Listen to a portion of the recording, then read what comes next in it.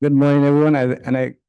You can tell that I'm a visitor here. My name is Dr. Mohammed Abaji from the Washington University School of Public Health. And thank you for joining us for today's AI and Health Symposium. Just a quick note before we get started. This event is recorded for educational purposes. And we also have QR codes behind those cards you received. You can use them to access the recording of the event later. Now, to officially welcome you, I want to invite Vice Provost McKay. Vice Provost.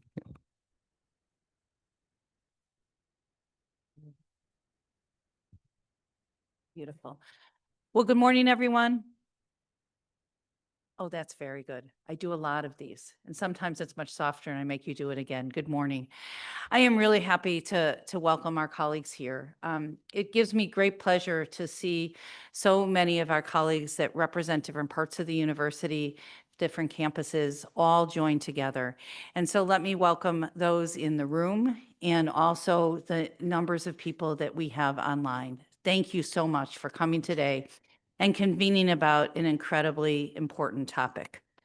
So what I appreciate about the first slide is we are asking questions. We're interrogating questions. And my hope is that you will call upon people with deep expertise in this area, those that want to learn about the intersection of AI and health, and that we ask critical questions about how, if, why we should use AI in particular ways to advance the health of whole populations.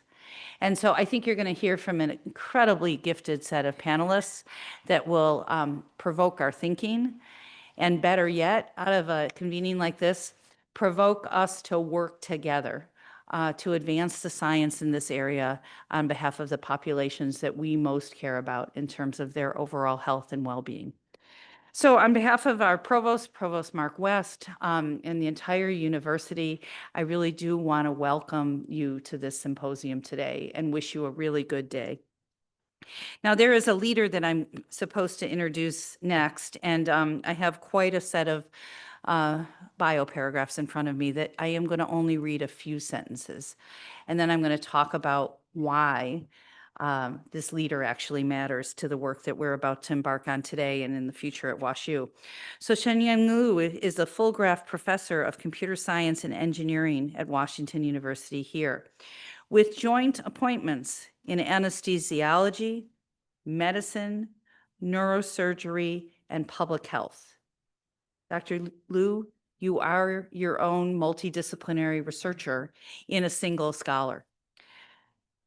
As the founding director of the AI for Health Institute, you lead a multidisciplinary initiative uniting AI researchers and health scholars to address critical health challenges through innovative data-driven approaches. Now, I could go on around the methods that you use. I could go on around the fellowships that you have held, but I want to say a word about why this symposium, how you've kind of been the lead architect of this symposium really matters. Our ambitions at Washington University and your ambitions as the founding director of the Institute is really to bring us together across disciplines, to engage with each other, to pull out the best that we know and the methods that we are expert at, to really harness a set of tools, but for a real purpose. Our outcomes are to advance population health. And so with that, I appreciate your leadership.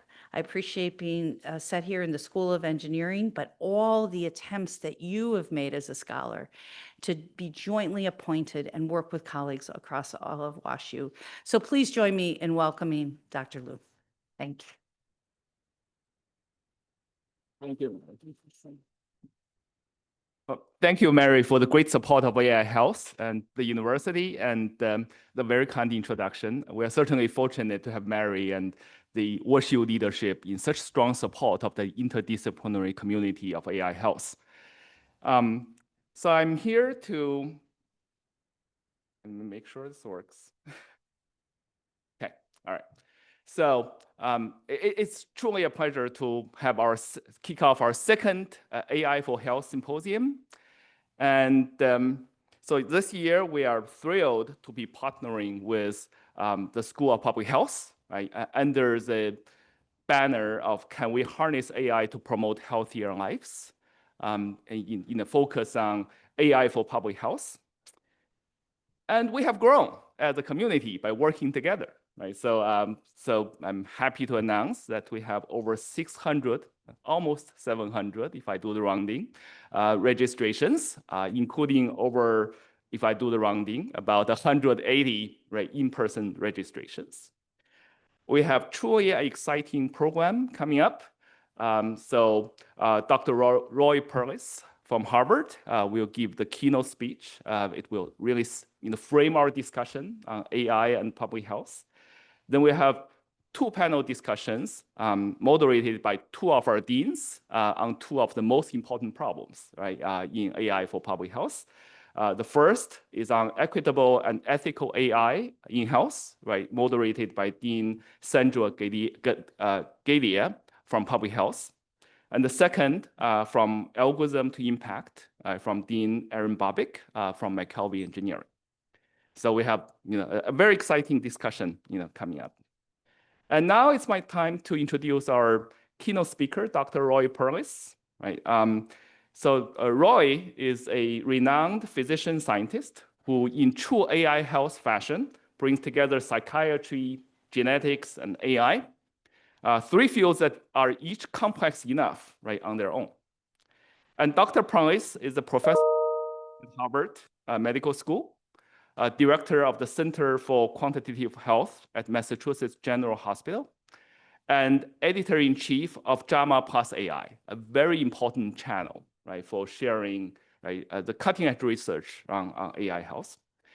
His groundbreaking research leverages machine learning and genomics to understand mental illness and predict treatment response, and had, with over 350 papers in leading journals, he clearly doesn't sleep very much. And today, he will get us started on the discussion about AI for public health with some of his insights about the challenges and opportunities in this very important area. Welcome, Roy.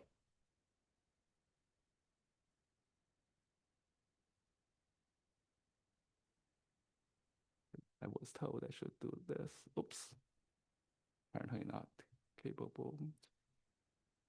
We were talking on the way in about how technology never actually works, which is probably an appropriate introduction to my talk. Very ashamed as a computer scientist.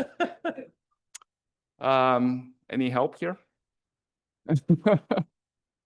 I thought Alt tab is the thing to do. Oh, let me do that again. That's me, and this is you. Supposed to work. Yeah. Oh, it worked, but Roy is not looking at it.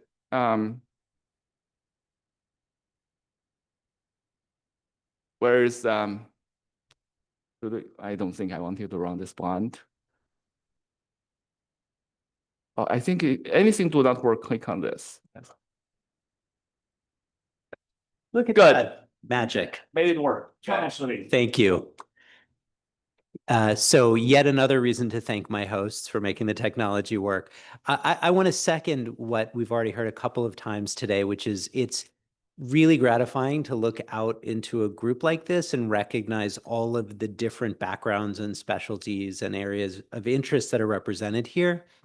I think it's going to take all of that expertise and more to turn what is an incredibly exciting and transformative set of technologies into something that actually improves public health. I want to spend the next 45, 50 minutes talking about my take on this field as someone who has worked as a physician for more than 2 decades, but also worked on AI for coming up on 3+ decades. When I started, my hair was completely black and I had way more of it. Before I do that, if I can manage to advance the slides, a brief disclosure, just so we're all on the same page. As was mentioned, I'm the editor-in-chief of JAMA Plus AI, and that really probably leads me to a more important disclosure, which is I hope it will be apparent how excited I am about this technology and this opportunity. Some of what I need to say in the first little bit will make you think, good God, this stuff is terrible. Bad things are going to happen. And my reason for starting there is that I think unless we acknowledge the challenges and the magnitude of the challenges, we're really not going to benefit in the way that we should. So the disclosure is, I am an AI optimist. I do not think the robots get us in the end. But I think we have some work to do in the meantime. So with that, I'm going to share with you today 3 of my worries about AI in public health and 3 of my hopes. And I hope we'll sort of tee up discussions of sort of more specific areas of AI in the next couple of panels. So the real world things that I think we should be worried about in AI, apart from evil robots, first of all, we're doing an unprecedented experiment with AI in our health systems in the form of ambient scribes right now. So I'll talk a little bit about that. Worry number 2, we're learning that chatbots are potentially hazardous to our health. They're also potentially very helpful, but we need to understand the hazards. And worry number 3, is AI going to make us dumber as people, as physicians, as patients? So let's talk about those worries so that we can get on to maybe some of the hopes. Worry number 1, AI running amok. The fact that this work is already going on. These tools are already deployed, even though we're just starting to understand them. And to tell this story, we have to go back before we go forward. And we go back, if we're talking about chatbots, to the mid-1960s, Joseph Weizenbaum and his colleagues at MIT, who developed, really as a proof of concept, a chatbot that they called Eliza, after Eliza Doolittle. And Eliza was a fairly simple natural language parser that would take a sentence in, move the verbs and the nouns and the pronouns around, spit it back at you, and actually do a very good imitation of a Rogerian psychotherapist. And this is an example. This is obviously using a simulator, but this is the sort of conversation that one could have with Eliza. Now, compared to modern chatbots, it looks clunky. And you might say, well, no one really took this seriously.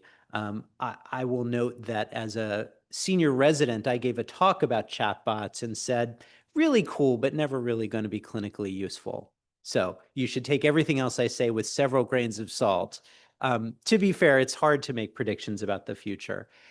What I'll tell you about Eliza, though, and something people don't talk about as much, is that people who used Eliza found it, in many cases, very engaging and appealing. And so, for example, one of the admins who worked with these computer scientists would shoo them out of the room so she could have a private conversation with Eliza. So even the alpha version in the 1960s, people found engaging, even though they knew it was a computer and even though it would mix up nouns and mix up pronouns, okay? Now, because we don't have 10 hours to have this conversation, I'm going to fast forward over 50 years of development in AI. We're going to skip over 2 AI winters where we lost faith in AI, that discovered that we were disappointed that things were harder than we thought they were going to be. It's a good cautionary tale, but it's not our cautionary tale. And we'll jump to 2017 with the invention of transformer models, described in a really seminal paper by some investigators at Google that opened the door to the first large language models, which emerge around 2017, 2018. Now, I know there's a range of expertise in the room, so my apologies to the engineers. I'm going to talk briefly about what these things are because much of the rest of my talk is going to be about a particular area of artificial intelligence that uses generative tools like large language models. Now, the thing to understand is that while the math can be kind of complicated, the actual process is not hard to understand. Large language models work by inferring the next word or token in a sequence. So if I tell you, a little bit like Mad Libs, the boy went to the blank, what a language model is doing is just looking at a set of probabilities and predicting what the next word in that sequence will be. So it could be cafe, it could be school, it could be hospital, but most likely the next word in that sequence is playground. So many language models, if you give them that sentence, will complete it with the word playground. That's it, right? There's lots of innovation in how we train these models and how we ensemble them together and how we make them more computationally efficient. But at their core, we're trying to predict the next word or set of words in a sequence. And yet, I'm sure at this point, almost all of you have played with these models in the form of Claude or ChatGPT or Gemini or one of the others. It won't surprise you to know that they're quite adept at all sorts of administrative tasks.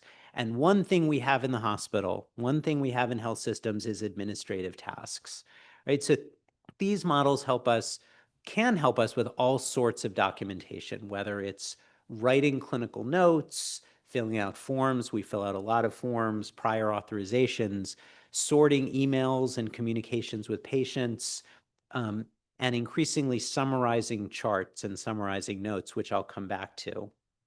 And so perhaps the application in health systems that has gotten the most traction so far is the use of ambient scribes to, in real time, generate a clinical note from a conversation between a physician or another clinician and a patient.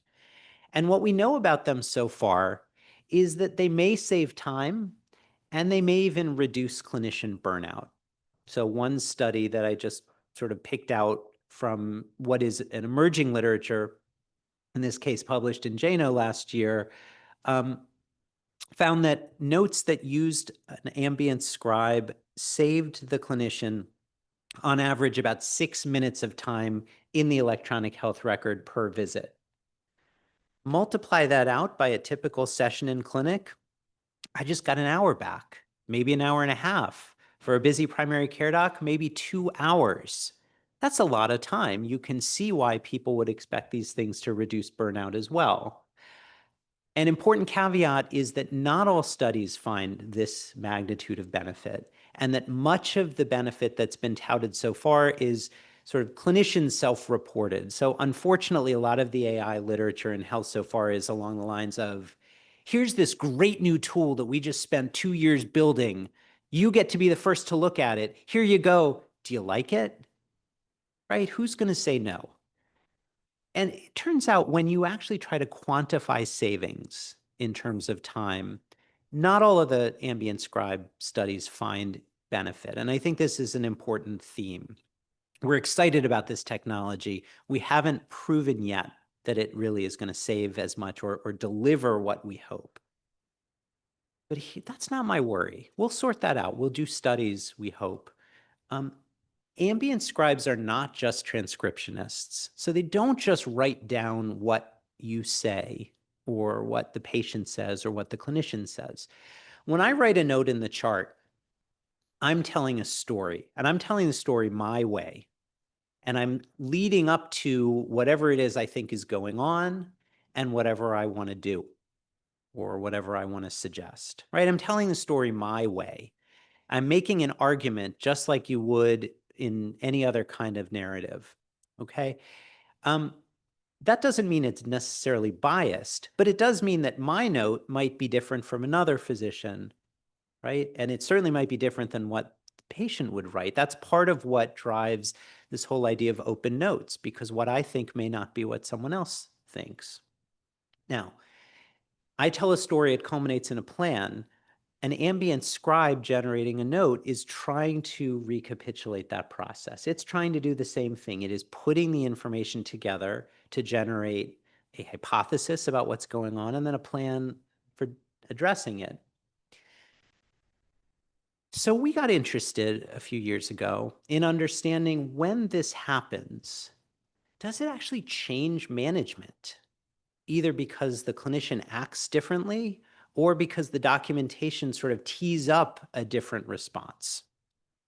And we took advantage of the fact that in the Mass General Brigham system, the way ambient scribes were rolled out to different clinics, this is recorded, so I shouldn't say random or haphazard, but let's just say it was not so systematic that we didn't have otherwise similar clinics and groups of patients contemporaneously, some of whom were being seen in primary care clinics using scribes and others in clinics not yet using scribes. We also had clinics where there was a human scribe who was literally transcribing the visit. So what we did to get an initial look at this, we couldn't do a randomized trial, but we could at least match otherwise similar patients and say, did their notes differ? And did their outcomes differ? So first we'll look at their notes.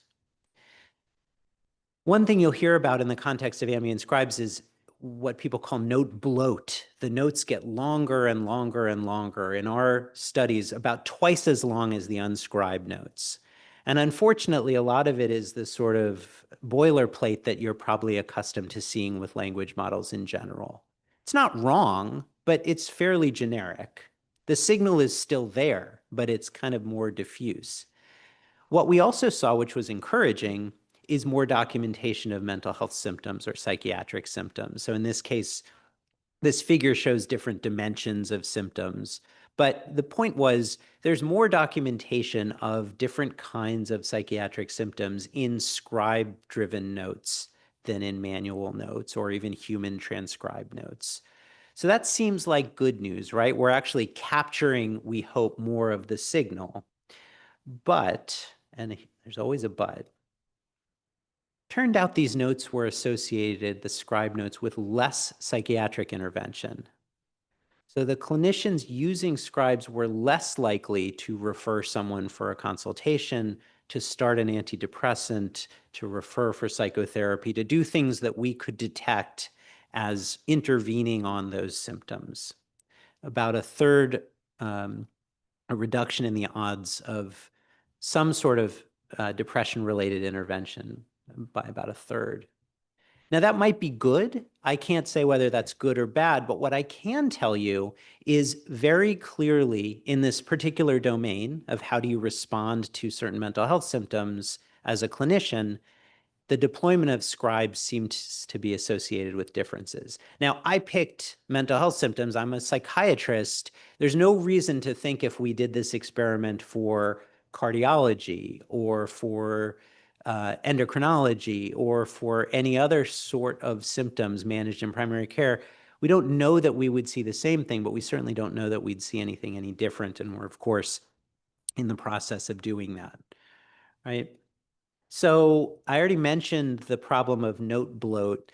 The thing that might surprise you is even as we're making this wholesale change, there is almost no regulation of ambient scribes because they're carved out by the kind of relevant law here, the 21st Century Cures Act, which constrains what FDA can and can't regulate. So these scribes that record a clinical visit actually really are not in the aegis of FDA. So we're doing this with a lack of clarity about who's in charge. And so this is my worry. This is my first worry to convey to you. And hopefully I'll at least feel better telling you about it. We're making a profound change in how every clinical visit in at least some health systems is documented. We know that they don't just transcribe the visit, they actually potentially reframe it. Now, you might say at the end of the day, I'm the doc, I can go in and fix the note, I can change the note, I can correct the note. But I got to tell you, at the end of a busy clinic day, is it going to happen? Is it going to happen consistently? I'm not going to ask people to raise hands, but so ironically, one of the proposed solutions for this problem is more AI. Maybe what we need are AIs that sit on top of these scribes and summarize them and edit them and fix them, and that may well be. My initial message for you is we need to think more about what is already happening. So I think a lot of times, the reason I start here is a lot of times at conferences like this, we're talking about the future, right? How do we want AI to work? What will happen? We need to understand this is happening. This has happened, and we need to understand what it does. All right, second worry, chatbots may not be great for our health. They may not be great for everyone's health, okay? I mentioned already that even ELISA 50 years ago, people found engaging, potentially even addictive. A nice paper that I pulled this figure from by John Torres and his colleagues at Beth Israel looks at the increasing use of chatbots as a sort of pocket therapist. Now, here I'm not talking about apps that are specifically designed to deliver a particular kind of therapy. I'm talking about I'm walking down the street and I get my phone out and I tell Claude or I tell ChatGPT, you know, I'm really worried about this thing. Or I'm thinking about this, what do you think? And I get an answer back. And so what John and his colleagues did is just ask, how are you using these things? And found people use them for everything under the sun, from just the social interaction to sharing their emotions to trying to get insight. How should I think about this? How should I respond to my family member? To even treating them as sort of their own AI therapist. So this is, again, not necessarily good or bad. We were talking earlier about the fact that for some people, they would much rather disclose this kind of information to a computer than to a person. So, you know, sometimes I'll hear things like, well, you know, the computers can't deliver empathy and computers can't do this, or every patient deserves a human psychotherapist. I mean, I wish that every person could have a human psychotherapist. I can't even get my patients a psychotherapist in Boston. So I think we need to recognize that some people prefer to talk to a computer, although perhaps not one of these sort of general language models. But the point is, that's how people are using them right now, right? So these are the kinds of conversations, you know, it's nice, it reframes things, makes me feel like I'm not alone, it makes me prepare for my real therapy session. So this actually all sounds kind of good and potentially like the sort of resource that in a system that is very strapped to provide mental health care, it might help bridge the gap. But we started learning a few years ago that there are also problems when chatbots are used in this way. So really interesting effort, including by colleagues here, going back a number of years to build chatbots, for example, to deliver support and interventions for eating disorders. And inadvertently, at one point, a language model was swapped in as a backend for that eating disorder chatbot.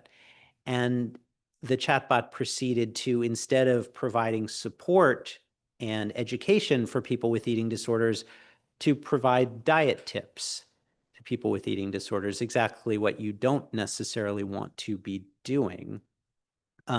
Now, you can argue, well, they were using it wrong, right? They were deliberately trying to short circuit it. And there is a cottage industry in how do we break these things, and it is fun to break technology. But there's also an increased recognition that even when people aren't trying to misuse these technologies, they can have adverse effects. So a number of anecdotes of circumstances where vulnerable individuals were potentially pushed into or reinforced in their suicidal thinking to the point that they made suicide attempts, and tragically, in a number of circumstances, actually died by suicide. Now, these were individuals who were vulnerable at baseline. So I don't think we should approach this as, oh, the AI made them kill themselves. AI doesn't do that. But AI can perhaps, these models can perhaps reinforce underlying vulnerabilities. So beyond suicide, there are a number of anecdotes, a number of case reports of language models and chatbots contributing to people's delusions and exacerbating their delusions. So this is not epidemiology yet, this is case report, but it is perhaps a signal of something we do need to worry about.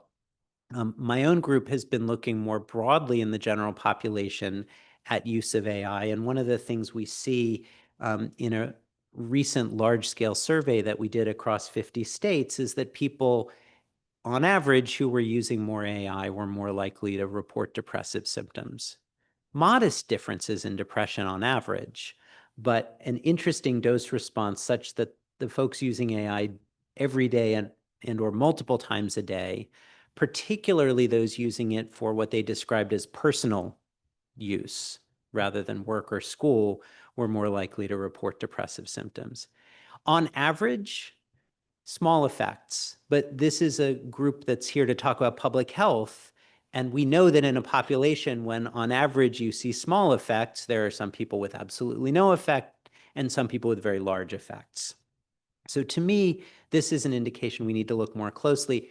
And I would also point out, when in this survey we look at people's social media habits, it doesn't explain the effects we see. In fact, they're identical when we control for people's social media use. So the chatbot use isn't just capturing people who are online a lot or people who like to use social media. It's capturing something else.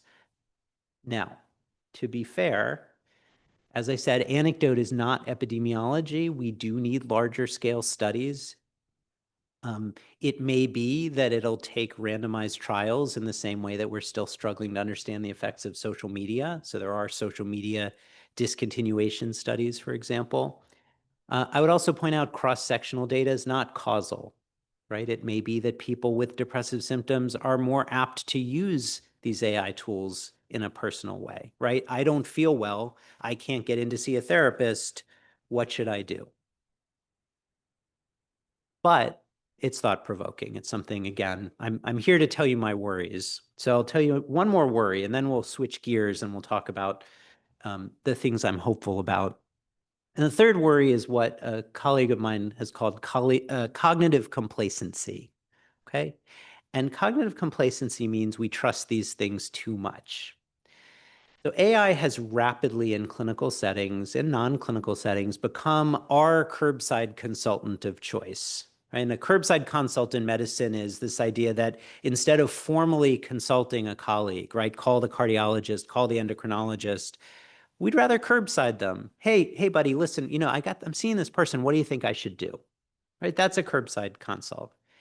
More and more, instead of calling my buddy or even calling a formal consult, I'll get my phone out and I'll look at one of these resources, either a clinical one like Open Evidence or UpToDate, or, and I don't advise doing this, but we know it happens routinely now. Throw it into ChatGPT or Claude or Gemini. I want to work even harder, have it do deep research, right? Have it look up references and answer my question. So this is becoming our go-to in medicine and health. And this is, by the way, where I should tell you, please don't put identified data into Claude, ChatGPT, Gemini. Again, no matter how many times you say it, people still do it. Don't do that. And it calls to mind a quote by Galen. All who drink of this remedy recover in a short time, except those whom it does not help, who all die. That's kind of how I would sum up these language model-based consults. They work really well. I mean, it's astonishing how much medicine these things know, except when they're wrong. And unfortunately, they're very good at telling a coherent story, even when they are wrong, with references. And I will say that the ones that are built on top of a clinical evidence base, like Open Evidence, like UpToDate, tend to be better protected in this way. But still, it's a real concern. And what happens is, just like in driving, when you start to trust the autopilot, you take your eyes off the road, you take your hands off the wheel, and the car goes into a telephone pole, right? So there's the risk with these things. It doesn't happen often, but if you drive long enough, it's probably going to happen. And this is actually a movie that we've seen before. So this is not just sort of Roy's worry that these things are going to break. It's funny, for many of the things we're dealing with in AI, it's been encountered in aviation over the last few decades, and this is no exception. So more than a decade ago, the FAA issued an airworthiness directive, a warning that basically said they were worried that pilots were losing the ability to fly planes without automation. That if somehow the automation wasn't working, the autopilot wasn't working, they wouldn't be able to fly anymore. And there's some tragic examples of what happens in those circumstances, right? So their warning was you need to be sure that pilots get adequate training and practice in flying the plane without the autopilot. I'm not going to spend a lot of time on it because I think we're going to come back to it with the panels, but there are other things we have to worry about when we trust computers to do our thinking for us. For example, the models that we use are likely biased. A clear-cut example is models that are trained to detect cancer, but are better trained to work on light skin than dark skin, and so give different answers. And of course, the general problem that we haven't solved yet of hallucination, or as a psychiatrist, what I would call confabulation. These models are trained to fill in the blank, so they fill in the blank. In this case, I asked a language model about an antidepressant called Zenulex, and it happily told me that it's a new drug, it has these effects, this is why it's a great drug. I should say, by the way, I think Zenulex is a great name for an antidepressant. However, it doesn't exist. The other thing I'll point out, just for the record, is when I had AI generate these lovely tarot cards for me, you'll note that the 7 of Wands here has only 5 wands, and that the snakes are not fully connected. Probably a reasonable metaphor for how hallucination works. So these are all my worries. They're not all my worries. I have a lot more worries, but we don't have enough time. But these are 3 things that I think we need to think very hard about as we start to apply AI in public health. Now, we're going to take a deep breath. We're going to switch gears, and we're going to talk about hope, because I also think there's real transformative potential here. And just by way of transition and reminding you of the wonderful things that AI can do, I'm going to show you a very brief video.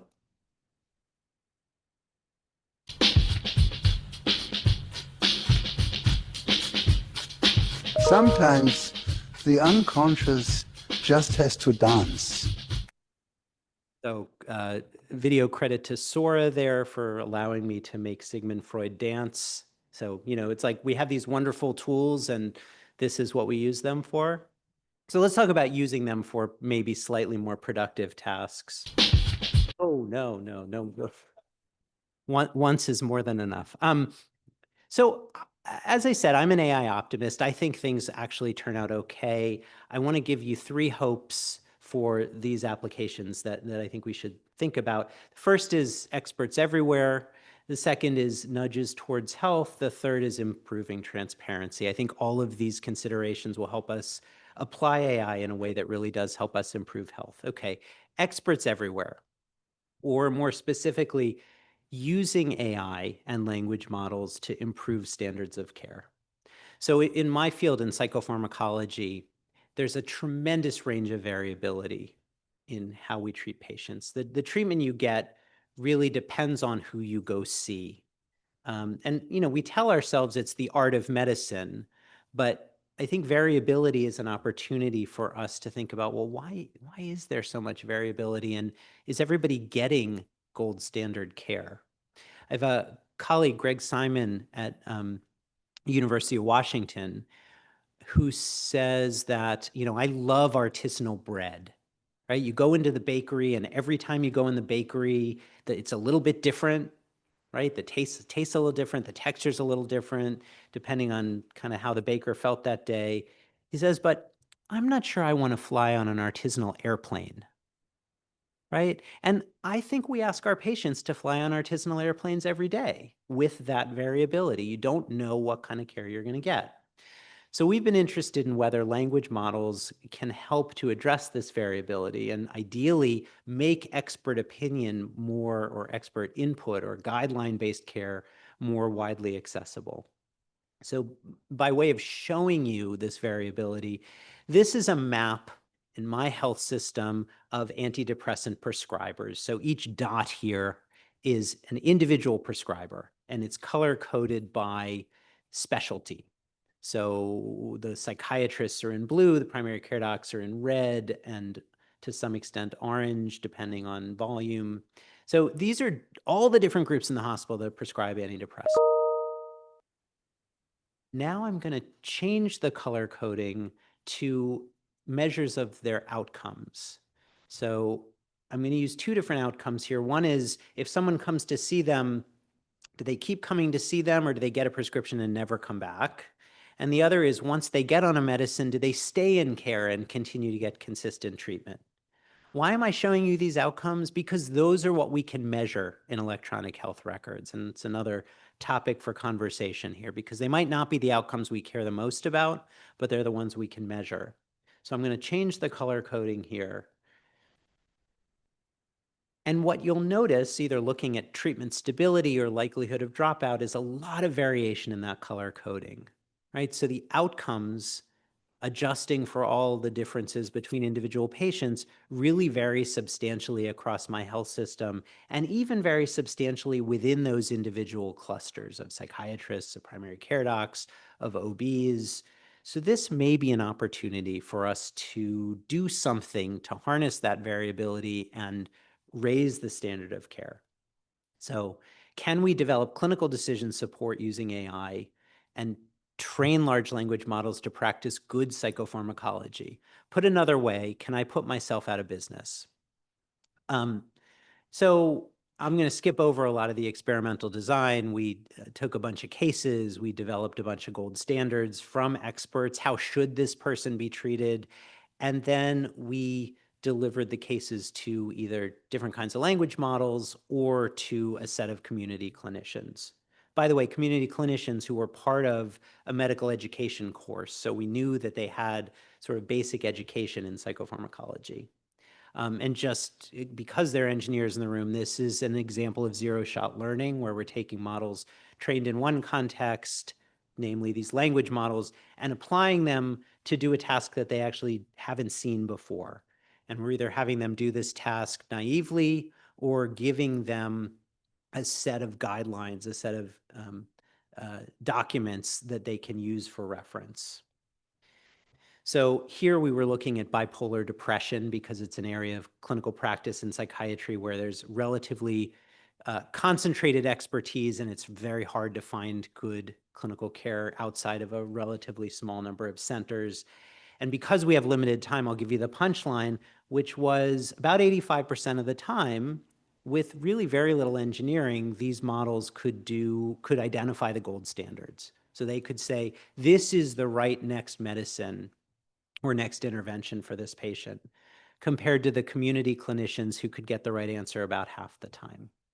Okay, so that's good news. And again, this was a proof of concept. We're not rolling this out tomorrow.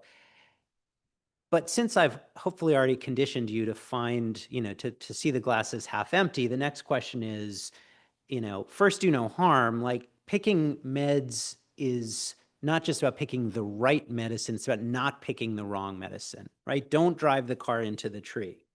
So the reassuring thing about this particular model was that AI picked the wrong choice, a medicine that was felt to be contraindicated or bad choice about 10% of the time.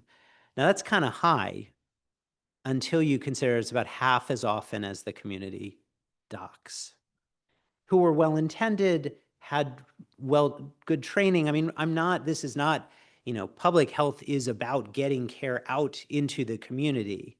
But the idea here is, can we raise the standard across health systems and across communities?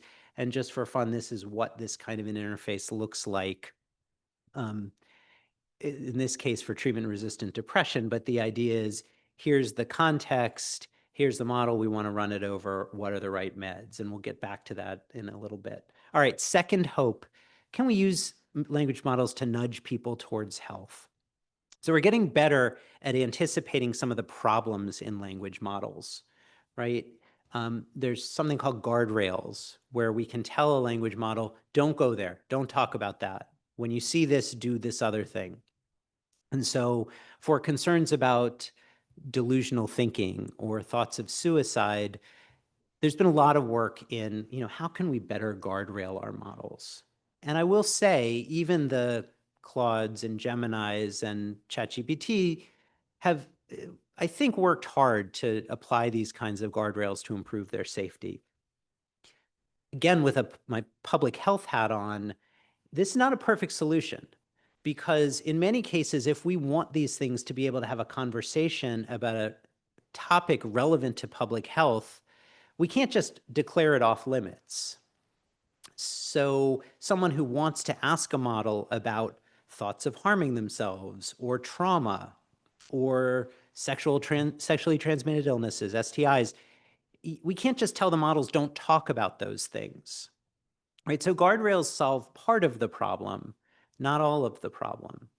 Here's sort of an illustration of the kinds of trouble you get into. This was a real example from a few years ago. You ask a language model, can you give me a recipe for dangerously spicy mayo? And the model says, sorry, it's not appropriate to provide recipes that might cause harm to individuals, right? So guardrails are not a perfect solution. How do we get better at this? Well, a lot of the states, in the absence of federal action, have taken this into their own hands. This is from a paper, again, by a colleague summarizing, at least as of this summer, all of the state-level efforts to regulate AI as it pertains to mental health. And the point is not to look at the individual states, but to see that there's a ton of effort to get a handle on how these AI models might impact mental health. Here's a specific example from just a couple of weeks ago, passed in the state of California, a landmark bill that mandates, and this is, I think, a critical distinction, not just that there need to be these safeguards in these models, but they need to be public. So you need to be able to go to a website and the website says, here's how we ensure that our tool is safe. There's some other elements of this law that are notable. They have to report how many people they've referred for crisis interventions and so forth. And probably the teeth of the measure, the most important, is that people can file suit against companies who violate these rules, right? Which I think will probably do a lot to help us on the safety front. But wait, these are worries. I'm supposed to be talking about things I'm hopeful about. We know chatbots may have some harm. Can they also promote health? So we live in a country of conspiracy theorists. I would say that some of those conspiracy theories may be coming true, but in a survey that we did prior to the current administration, a substantial subset, about 1 in 5, depending on which state you looked in, of adults would endorse 4 conspiracy theories about the US government. Again, this is prior to the current administration. 1 in 5. And it's obviously some variability. And that's just one set of conspiracy theories. I'm not even going to get into the latest and greatest, right? So on the one hand, we're very conspiracy minded. When it comes to public health, we also trust doctors and hospitals and medicine writ large less than at any prior point, at least less than, excuse me, in the last 5 to 10 years. This is a survey that has been repeated about every 8 to 12 weeks, going back 4 to 5 years, just showing the decline in trust in medicine. So you take conspiracy theories, you add decline in trust in healthcare, and we have a problem. How do we get people to adopt the measures that we think are important in public health? And the suggestion is maybe we can fight fire with fire. Since AI is so good at fueling these conspiracies, can we also apply AI to push back on these conspiracies? And I want to show you one really wonderful study in Science. It came out about 1.5 years ago, where they randomized participants who to first disclose a conspiracy theory. What's something that you believe? And then they either talk to a language model about that conspiracy, where the model was prompted to try to convince them that that might not be the case, or they talk to the language model about something else, right? It's sort of as a control condition. And they saw about a 20% reduction in people's intensity of belief in the conspiracy theory immediately after this exercise. But the cool thing was 2 months later, that reduction in their belief in the conspiracy was sustained. And they saw it across different kinds of conspiracies. And there's a really funny description in the paper of the different kinds of conspiracies here. So if we are careful, I do think these kinds of language models can be useful to us in helping to push back against the kinds of conspiracy theories that are undermining trust in public health. Okay, last but not least, improving transparency. Okay, so I've already mentioned the problem of cognitive complacency. There's a great book, a science fiction classic by Philip Dick called Do Androids Dream of Electric Sheep? And it is sort of a reminder that we know very little about how these things actually do what they do. In other words, it's very hard to understand when really any kind of AI, but particularly language models, why is it saying what it's saying? How do we understand that? And the good news is models now can be trained to show their chain of thought or to explain their reasoning. So my third hope is that if we make this process more transparent to clinicians, to the public, maybe these things can become partners in the work that we do rather than bosses. It's sort of interesting. AMA, American Medical Association, just announced a Center for AI, and they're redefining AI as augmented intelligence rather than artificial intelligence. I don't think that rebranding is going to catch on. I hope that doesn't get me in trouble, but I very much appreciate the sentiment, right? It's tools that can help us, not tools that replace our judgment. We still need humans in the loop. So how do we get to why? So the most basic thing is to just ask the model to explain why it's recommending what it's recommending. So in the decision support example I showed you earlier, we could say, why did you recommend this particular medicine? Why was it better than another medicine? And it can go back and say, well, I read this guideline and the guideline says this, or this patient that you're showing me has these characteristics. This seems like a really good idea, except for the fact that models will sometimes make up the answer post hoc. So we can't necessarily trust this. We can use it some of the way to like point us to the relevant documents. We can't trust this. What might be a better way are reasoning models. Reasoning models are language models that are developed specifically to not just output the answer, not just fill in the blank, but fill in the process of arriving at the blank. And this is just an illustration, in this case, for a patient with chest pain, where you see the model starting with, here's my differential, but how can I lump this differential into categories? But what might I be missing? Right? So this sort of follows the thought process, if you don't mind anthropomorphizing. Another approach, and one that we've taken, so my colleague Tom McCoy and I have worked a lot on trying to predict suicide risk at hospital discharge. So this is from a paper earlier this year where we took discharge summaries and used a language model to stratify suicide risk at discharge. And the problem with this paper is that while the model does pretty well, we really didn't understand why we were getting the predictions we were getting. Another illustration of zero-shot learning. Not trained to predict suicide, we just gave it some basic information about suicide and let it do its thing. But Tom and I then went back and were able to use the chain of thought, the reasoning process, and say, well, what was the model talking about in cases where it thought people were high risk? What was the model talking about when it was explaining why people were low risk? And you get terms out like detox and other things related to substance abuse, which is reassuring, right? What the model has learned, what the model knows, is that substance abuse is a major risk factor for suicide. Sort of an interesting next step is to say, well, when the model's wrong, where does it go off the tracks, right? So we can sort of trace its whole chain of thought. So the hope here is that transparency really opens the door to education, both for clinicians and for the general public, in how these things do what they do. How do you know when you can trust an answer? How do you know when you need more information? And I think that's an important part of our mission over the next several years, is that education. We were talking before this conference about AI has been out there and AI has been in production in other contexts like financial circumstances like credit cards for decades. But now that it's burst onto the public, into the public consciousness, and now that it's being used so much specifically in healthcare, I think this is our opportunity to embrace that education. Say, well, hang on, here's what's actually going on under the hood. So to wrap up, what's going to make a difference? What's going to determine, do we end up with the things I'm worried about or the things I'm hopeful about or somewhere in between? we have to insist on proof, right?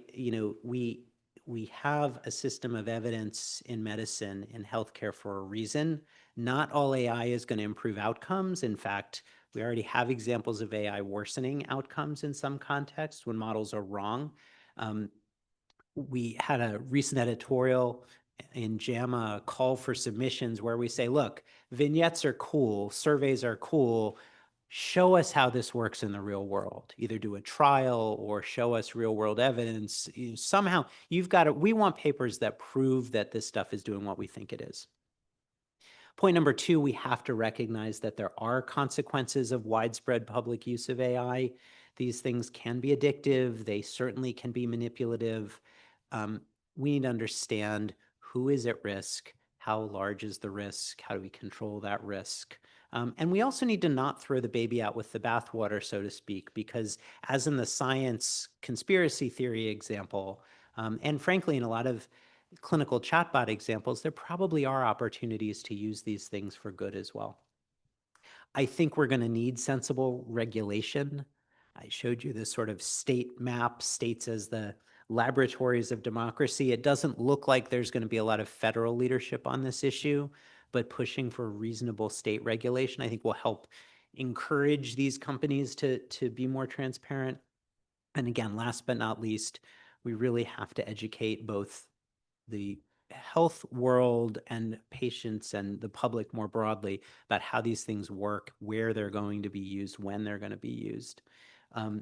If you really want to get into the weeds, we at JAMA and JAMA Plus AI just issued a special communication within the last few weeks summarizing a conference from about a year ago that somehow managed to get 60 different stakeholders from law, from public health, from really all aspects, including engineering, to try to come to some consensus or at least some sort of shared beliefs about AI and health. And so while it's a lot to wade through, my colleague Derek Angus really did an incredible job of like synthesizing all of this. So if you want to get into the weeds, I would recommend this to you.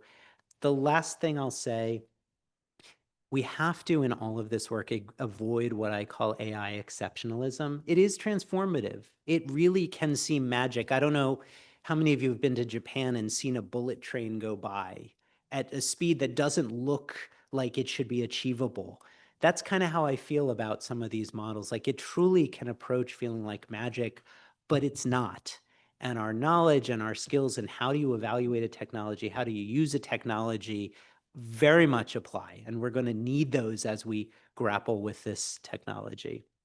And with that, speaking of autopilot, I will show you my then 9-year-old flying an airplane. Talk about really wanting the autopilot to work well. And I will thank you very much.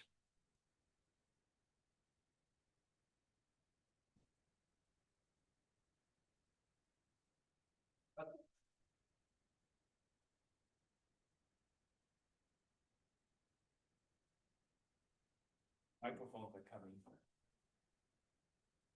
I think raise your hand and thank you.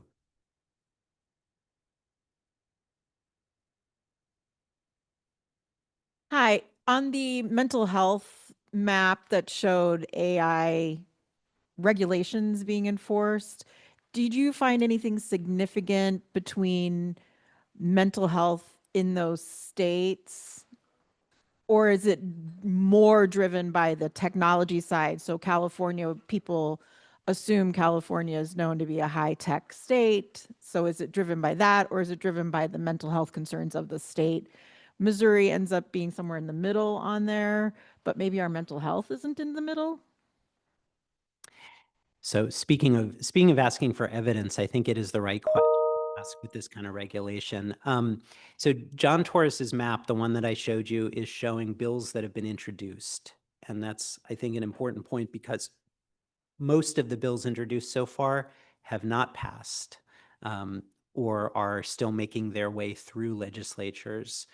That's part of why I think the California bill was such a landmark, because it was really one of the first to get all the way to being signed.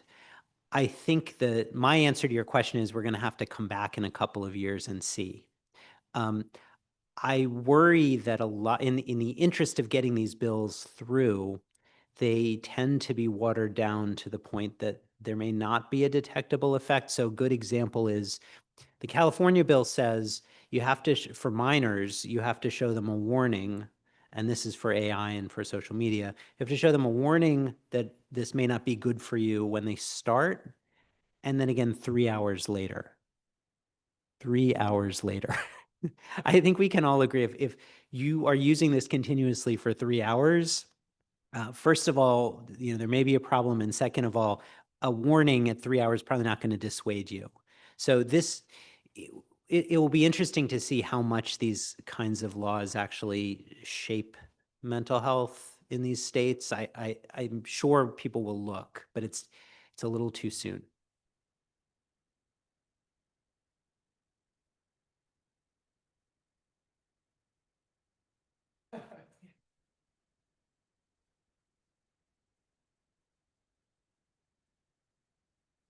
To choose from. Hi, I was listening to an interview by Ezra Klein on the Times Audible the other day, an interview by, sorry for butchering the name, Elazir Yudkowsky, who was speaking about the kind of manifest inadequacy of language to train AI not to assist in suicide. And I was wondering about your thoughts on that. In other words, that if the person engaging AI simply worded certain questions in a different way that hadn't been kind of predictable by way of the AI, they could in fact circumnavigate all the guardrails? So, the question is, can we really adequately guardrail these kinds of models? And I think the answer is that in my opinion, so first of all, we need people to make these perhaps strong arguments to get the attention of the field. So if he in particular didn't jump up and down and say, it's not going to work, I don't think it would have as much impact. Having said that, we've made a lot of progress in improving guardrails. One of the big loopholes, for example, and what got a lot of attention was, yes, the models knew what to say if someone introduced the idea that they were thinking about harming themselves. But in the next sentence, if someone said, are there any high places nearby? Or how do I, what would be poisonous? What combination of medications would be toxic? The model will happily answer because, of course, they're intended to be helpful. I think we're getting a lot better at guardrailing these things. I think it's always going to be an arms race. And I guess I would say this, if we're counting on a computer to prevent suicide, that tells you we have a problem upstream of the computer, right? So yeah, there are always going to be ways to circumvent these guardrails. We will make them as strong as we can, but our real responsibility is building a system where we're not so dependent. I mentioned aviation. The model in aviation is there's no single point of failure, right? Like lots of things have to go wrong for a plane to crash. And which is, by the way, what I tell myself every time I fly over and over and over again. But it happens to be the truth. And I think that's the challenge right now. In a lot of the applications of AI, we do have a single point of failure. And so we need these more robust systems. I was glad you put in the autonomous driving example. I've talked with folks here a lot about that. We know that if we had many, many more autonomous vehicles than human drivers, that the death rate would go down. There's just no question. But it's also the case that some accidents would happen and some people would be killed who would not have been killed otherwise. But we just never hear about you. By definition, you would never know about the humans that didn't die because they had an autonomous vehicle doing the thing. So we have some insight as to chatbots causing people to pursue self-harm or other bad outcomes. in sort of population writ large, not necessarily people under care. But we don't have, I assume we have no real insight as to how many people are just feeling better because of that. And that would seem like an important trade-off, all right? How many fewer people have to go seek out your services, et cetera. How can we get a handle on that sort of positive component of the outcome? It's interesting because I think you also highlight that we're much more tolerant of things that feel like they were not the machine's fault, right? The machine's not allowed. Yes. Which is another whole set of questions that maybe we'll talk about is who's responsible. There's been an interesting set of proposals, for example, that AI can practice medicine, but practice under the supervision of a physician, sort of like an advanced practitioner.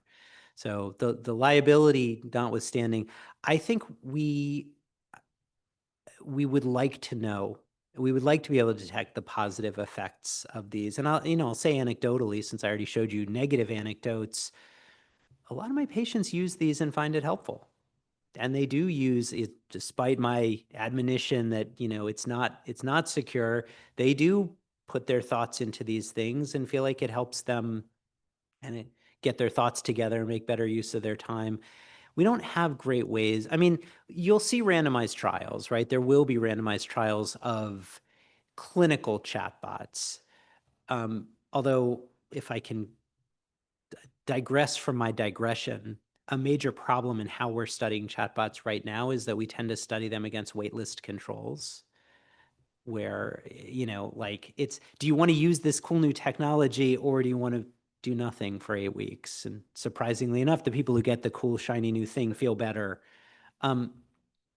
So we'll see some randomized trials of those, but in terms of the population level effects, I think they'll be hard to detect. I mentioned that, we have this cross-sectional data that people who use more AI for personal reasons on average are slightly more depressed, but there's a huge distribution in there. And there are certainly people who are substantially less depressed who use AI for personal reasons a lot. So, I think we don't have great ways of capturing that is the short answer, but we need to.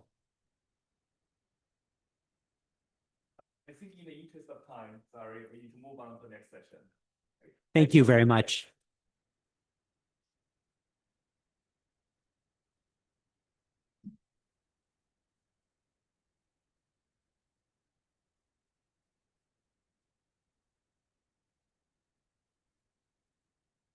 All right. Is this on? Very good. First of all, thank you, Dr. Perlis. That was terrific. I really enjoyed that. My name is Sandro Galea. I serve as the Dean of School of Public Health, and welcome everybody. So my job is to facilitate the next panel. So next panel is going to be about equitable and ethical AI in health. So we're going to try to address some of the larger scale issues about use of AI ethically and equitably. And it's my great pleasure to introduce 3 panelists, and I'd like to ask them all to come to the stage. First, we have Professor Rachel Sachs, who's the Tryman Professor of Law at WashU Law. Professor Alvida Otley, who's an Associate Professor in Computer Science and Engineering in McKelvey School, and Professor Elvin Gang, Professor of Medicine at WashU Medicine and the co-director of our Dissemination and Implementation Science Innovation Research Network at the School of Public Health. Please, come on.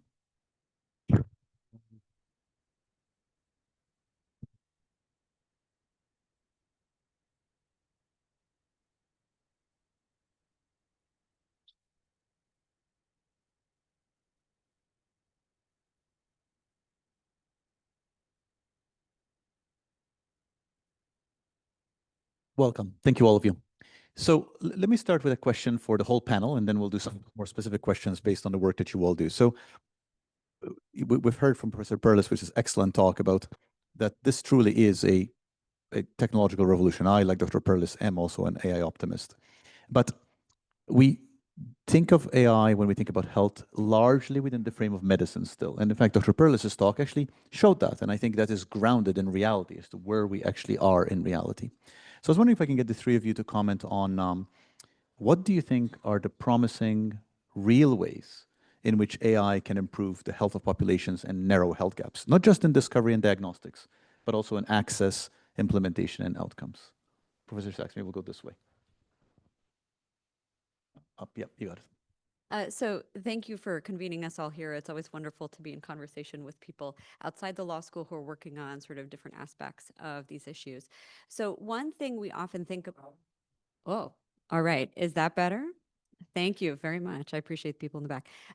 So one thing we often think about in law is whether the types of legal systems, the statutes, regulations are a good fit for exactly the types of problems that you've just suggested. We have a saying in the law of old statutes, new problems. We think about the laws needing to evolve over time to respond to exactly some of these problems. And so to the extent that we have these concerns around existing patient access to treatment, existing dissemination of some of these technologies, what role can the law play in enabling these AI tools to disseminate more broadly? So it's not just about who can we sue and under what circumstances, although we might get to that a bit later, but it's also about, do the legal frameworks that we have set researchers and companies up to develop the best AI models, the ones that are not or minimally biased, right, in the ways that we might like, and then can diffuse them. And so one concern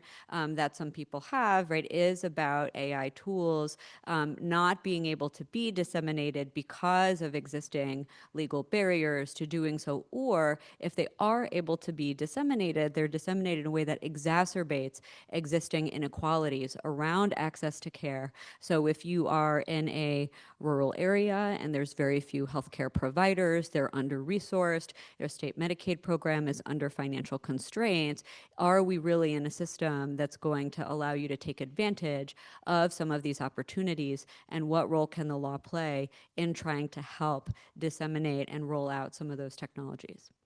Professor Otley. Thank you for having me. Can you hear me? Yep. I see now. Can you hear me? Is it better? Better? Okay. So I like this idea of thinking about hope. And I also like Dean Bobbick's question about who are the people AI is actually helping, and us not being able to capture that. And I do see a lot of promise for using AI, and I'm coming from the context of human-computer interaction and data visualization, where AI is now helping us better able to provide and perform things that we never thought possible. At least it wouldn't have been possible in like the next couple of years. So for instance, one of the things that we've always been struggling with when it comes to human-centered computing and so forth is providing tools that people can actually use. In a lot of ways, we've been developing systems like from a one-size-fits-all perspective, because it's just impractical to provide tools that are specialized for everyone. But now with the capabilities that we have with AI, it means that we're now able to accelerate the process that in terms of providing these tools. But learning from individual people, there are a lot of promises for doing that. So I do see that there's a lot of hope in making sure that the interface that I give you is going to be different from the interface that I give someone else. And we're now able to personalize healthcare. So we talk about precision healthcare, so now we have precision healthcare in terms of the tools that we provide to people. Thank you. Professor Gang. Yeah. So can you hear? No. Okay. Well, I'll do my best to. Okay, great. So thank you, and I think this is an exciting conversation. I'm glad to be here. By way of background, I'm a physician, but I work mostly in public health, and so I sort of have a foot in both worlds. I appreciate the question, although I might take a minor detour from it. But I think that asking what the end game is, what the public health impact is, what the population effects are, is an important sort of lens to take on it, because we have many problems that clearly have AI-based solutions, but the sum of these solutions and the sum of the potential other ways in which it impacts society at large is an area that I think requires additional conceptualization. We should be thinking about in what ways, what kinds of problems AI is helping us solve, and whether or not these are the problems at a sort of societal and public level that we want to be solving. I think we'll have a chance to get a little bit more into those specifics in just a minute, but let me start with that and then make sure that I don't butcher the microphone too badly. All right, let me go with one more question for the whole panel, actually, because you've all raised some interesting questions. We talk a lot about how AI is a strain that learns from our data and it embeds our biases, right? And we use the word biases and we mean it negatively, but of course, biases simply reflects how we think. It reflects how we think.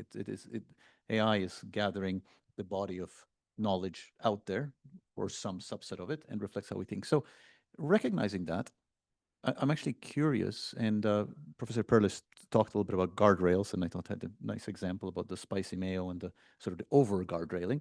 I'm actually curious, knowing that we have this tool that ultimately is synthesizing, reflecting how we think, and recognizing that there might be some harms in it taking it too far, and we want some guardrails. From each of your lenses, because you all come from different areas, what do you think are the most important legal and ethical guardrails in particular? Rachel, maybe you can start. So I apologize for so early giving the law professor's answer, which is it depends, right? So it depends on what our goals are, what the problem to be solved is, and how those goals and problems interact with the technology. So, Dr. Perlis mentioned the 21st Century Cures Act, which carves out of FDA's regulation of medical devices certain types of software technologies. That law was passed in 2016, right, prior to a number of these more modern developments, right? At the same time, we did have software embedded in many medical devices. FDA already had this sense that these frameworks that are developed in the 60s and 70s to regulate drugs and medical devices need to be updated, need to be rethought to match the kinds of technological considerations we have when these software programs update all the time, right? What do you do? How do you think about a pre-approval for these models, which are going to change after approval, unlike maybe a drug or a sort of more standard medical device? So if, right, what you're concerned about is something like, is there potential bias in the training data that will express itself in terms of ways the model is recommending treatment in different types of populations? Is there a possibility of using existing FDA regulatory systems to regulate the model? But if it's not about the model, if it's about the way the model is being used in practice, that's not something we think FDA is maybe particularly well suited or even institutionally, legally set up to deal with. So if what you're concerned about is maybe not just the training data or the structure of the model, but its implementation and how that might be different than the process of development, we have to think differently about, are there, we sometimes call them ex post, right? Regulatory systems, is tort law, liability, sort of the best way to get at these issues? Are there other strategies we can use, such as transparency rules, whether those are imposed on the developers or clinicians? And so it might just be that the layer that we're concerned about is going to drive, or should in an ideal situation, drive the type of regulation that we seek. Absolutely.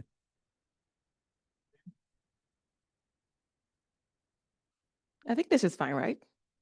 Yeah. Okay, so I think I might have some hot takes here because I don't like how we're talking about guardrails. Like right now, when it comes to LLMs, we have a basic tool that we can use for lots of different things. And as a developer, I see this as something that I can build on. I don't think that an AI is ready to be a psychologist, for instance. The same way I wouldn't go up to anyone in this room and start asking for help or treating them as a therapist because they're not trained to do so. It's just weird for me to see that people are using AI out of context and then expect it to be able to have the capabilities that it doesn't have. I don't think that we're at the point where AI is capable of a lot of things that we're using it for, and putting policy in place just doesn't make sense to me. It just doesn't make sense. Well, I'm going to push back on that in a second, but let me let Elvin speak first, and then my next question is actually for you, but I'll combine the two together. Thanks. So I think the question of bias raises or invokes the question of kind of whose problems is this tool supposed to solve? And I want to give a very concrete example of how the sort of force of and the presence and the prominence of AI now changes our answers about that question, perhaps in artifactual ways. I want to build on the scribe question. So it is absolutely true that physicians hate documentation. And I had lunch with a medical student recently who told me that they were thinking of which specialties to go into based purely on the amount of documentation that they had to do.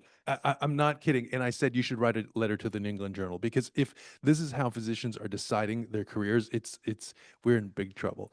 So, okay, along comes the scribe. It can do my documentation without me having to spend sort of hours do it. Is that a great solution? On the one hand, it is. But on the other hand, we have to ask the question of why are we in this documentation morass to begin with? I unfortunately, or fortunately, I'm old enough to remember when we actually documented on paper. And the reason why we document electronically and that we document the way we do, I think is widely recognized as not being driven by patient care.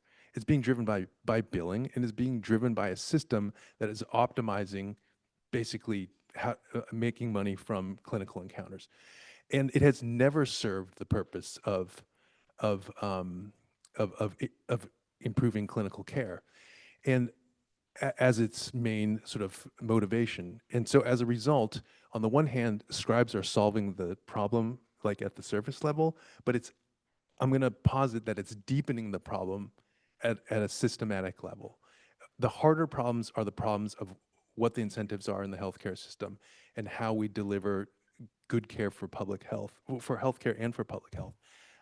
And AI might give us the illusion of a solution because it's a solvable problem, and the harder ones are things that we can defer for another day. So let me come back to Professor Otley and both take up your answer to the last question and add something to it. So you asked the question, well, I'm not sure we need these guardrails because people are using this tool in the wrong way. A counter to that, of course, is, well, people are going to use tools in whichever way they want. And the reason we might need guardrails is specifically to keep us as fragile humans from hurting ourselves by misusing the tool. So number one is, I'm curious what your answer to that is. But let me add the second part of the question. Let's talk a little bit about, because I know a lot of your work, you actually deal with sort of thinking about equitable AI design. So lead us through a little bit. What does it mean to think about these tools in a way that they actually benefit everybody without actually creating gaps in who benefits and why? Okay, so these are some really great questions. Which one should I answer first? Okay. Okay, I'll start from the last one. What it means to create equitable tools and making sure that everyone benefits. I think there are some bigger societal problems here, because even if I create the perfect tool that can adapt to everyone, they still might not have access to it. There are many rural areas that don't have internet. There are many people who don't have just the technical the technical capabilities. There are lots of high schools, even in the St. Louis area, that don't teach computer science. There are like so many barriers to having access that I don't even think that, I think we need to solve a lot of societal problems before we can solve problems related to equity. But we can also still take steps toward thinking about equitable tools. Like, for instance, right now, many of the LLM systems that we're using are like purely chatbots. And there are people who are like visually impaired, people who have just lots of physical impairments that means that they can't use them. So there are lots of open opportunities for interface designs to make these outputs more accessible to a large range of people. So that's one thing when it comes to equitable. I think equity, I think there's just many layers to that, and it's not a simple solution. Going back now to questions about Guardrails. Guardrails. Or lack thereof. I still don't think that we're at a point for having guardrails. I do think, though, that there is a responsibility for the AI manufacturers or people who are creating tools that are based on AIs to be transparent about what the capabilities are, how they should be used, and how they should not be used. There are lots of open problems related to how do you even communicate that transparency? How do you make sure that people understand what specific data sets these things are trained on? And that could give you some idea of what they can answer. So for instance, if we try to think of a use case scenario of a physician using it for like helping them diagnose a specific case, understanding that this AI model was trained on middle-aged white men in this specific area, that could give you some, like, it gives you a moment to pause and think, can I really use this to diagnose this specific patient? So more transparency in the data that is like that's used to train, I do think that that's one way of dealing with this. Thank you. Elvin, maybe I'll come to you next question because I think it builds nicely on Professor Otley's comment. So you've been working on implementation in diverse healthcare settings specifically. So when we have AI tools developed in one context, which really builds on Alvida's last comment exactly, and then deployed in another, we end up with problems. And a lot of these problems in healthcare and attendant health are in gaps between groups. Can you just lead us through how you've seen that in your own work and perhaps even concretize it for us as to what you've seen happen? I mean, I think that, you know, one of the things that has been on my mind, you know, in sort of cross health settings, sort of thinking about healthcare delivery and implementation you know, there are certainly sort of differences between groups. We oftentimes look at those things as sort of evidence of disparities and inequity. I think there's also kind of a lens of how we think of, how we conceive of like the problems to begin with, and how that shapes the kinds of answers that we try to offer. And I'm going to just raise a couple of examples of this, but I think this may stray a little bit from the AI conversation, but maybe we can loop it back in. Organizational readiness for change is a construct in implementation science that's supposed to tell you how good an organization is at adopting new innovations and evidence-based interventions. And a lot of effort has been spent like creating this as a measurement, and you know, there's tools and instruments for it. People have tried to use this. It was developed sort of in the U.S. and people have tried to use this over and over and over again in other healthcare settings, in other health systems, and it fails over and over and over again to predict anything anywhere else. And the question is sort of, if you look at the nature of health systems in different countries, like a lot of places have hierarchical centralized health systems, and so the quote unquote readiness of an individual organizational unit is immaterial to whether or not they're going to do X, Y, or Z next. But yet we continue to try to apply that construct. And I think that it speaks to sort of an epistemic inequity, in the sense that like when we take concepts from one context and we apply them to another, we need to be sort of alive to whether or not they fit that context in a real way. So I don't know if that is the nature of the question that was posed, but I see that kind of thing oftentimes playing out in our sort of implementation research. Thank you. Let's switch topics a little bit. Let's talk a little bit about mistakes and liability. And Rachel, I'm going to come to you for a second. You know, I find the question of when tools make mistakes really interesting. I thought Dr. Perlis's slide about, well, 20% error, AI is like, yeah, well, that's actually half as much as physicians are actually making. But of course, we see it differently. We see machines differently. So talk us through issues around liability, like who's liable? The developer? Like if it's in healthcare, is it the healthcare provider? Is it the institution? Is it the physician who signs off? And are there different paradigms of liability that we should be thinking about with tools like this? Thanks. And it's an emerging topic. So part of the answer is we don't have a clear picture yet. A lot of these cases, a lot of these topics are just starting to emerge, but we can learn from previous types of technological developments, previous examples of how the courts might be thinking about this. So we already have legal frameworks for assigning liability in the context of medical malpractice. A healthcare professional, maybe a healthcare institution. We think about a negligence-based framework. What's the standard of care? Was the care delivered? Does it fall below that level? But we also have products liability frameworks when we're talking about a product. Usually, maybe it's a drug, maybe it's a device that's regulated by FDA. There are other legal barriers to liability in those cases because of how we treat FDA approval, sort of what we ascribe, right, to that and the level of disclosure that exists. In these cases where some, but not all of these technologies are not FDA approved, many are, but many are not, we might think differently about the possibility for liability frameworks. And so there's a lively debate among law professors right now about whether negligence or product liability frameworks are the best sort of fit here. Maybe 2 points. One is that while we are waiting for courts to help us figure out and professors to help us figure out what's the right framework, people are using these models now, right? They're being diffused into practice. And so there are things that both developers, companies, and healthcare professionals, healthcare institutions can do through contract law, through insurance law to clarify their obligations relative to each other. So if you're a healthcare institution that's trying to acquire or license one of these models, do you as the institution have access to the types of internal data from the company you want to feel confident that you can do a risk assessment, that you can know that it's not likely to have a problem regarding bias with your patients?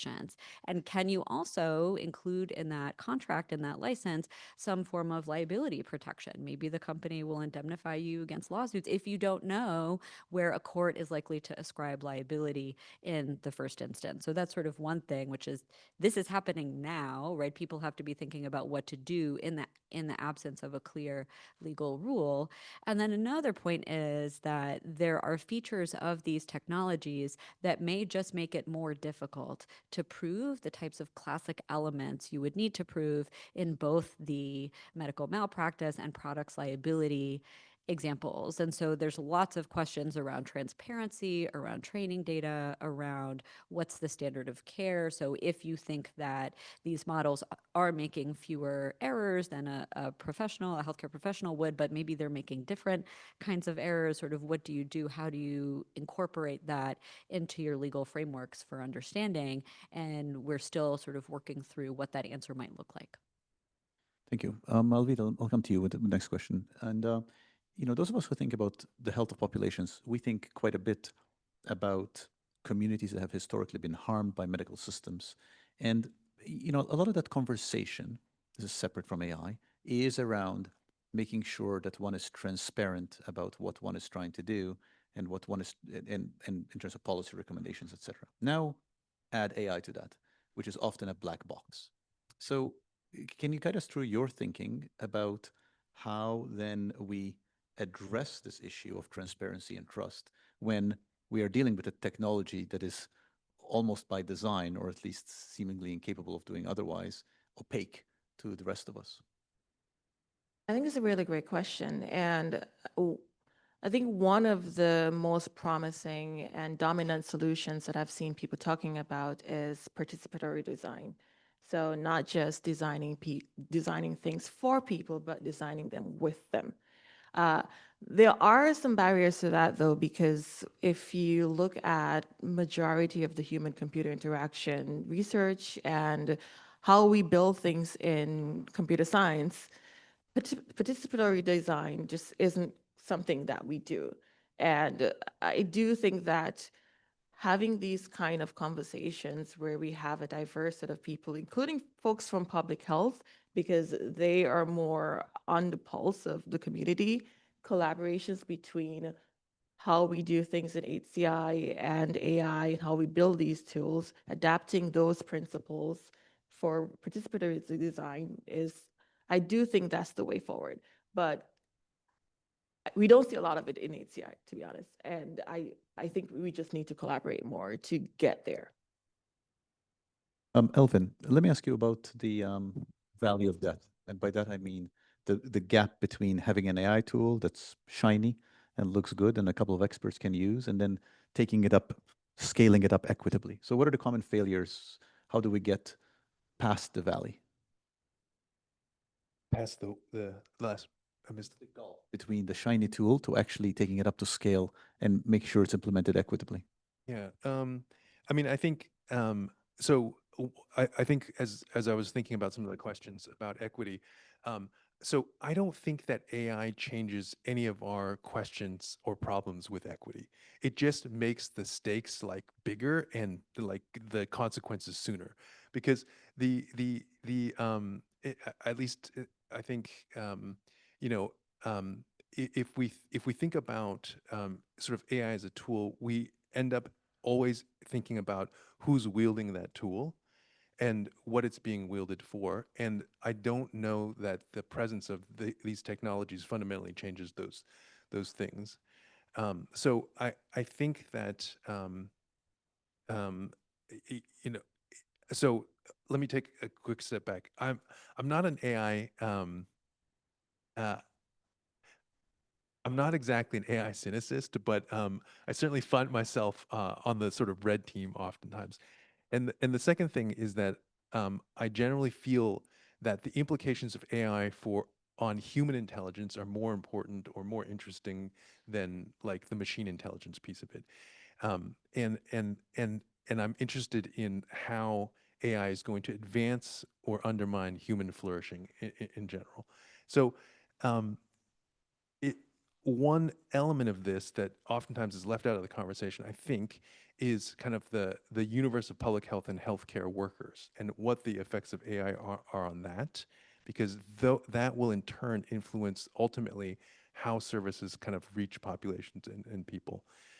So I think thinking about scale means thinking about the experience of that sort of community, and I think I'm worried that in that process, that the sort of the agency, self-efficacy, and autonomy, and mastery, and creativity, adaptivity of that workforce is going to be it's unclear how that balance will shake out.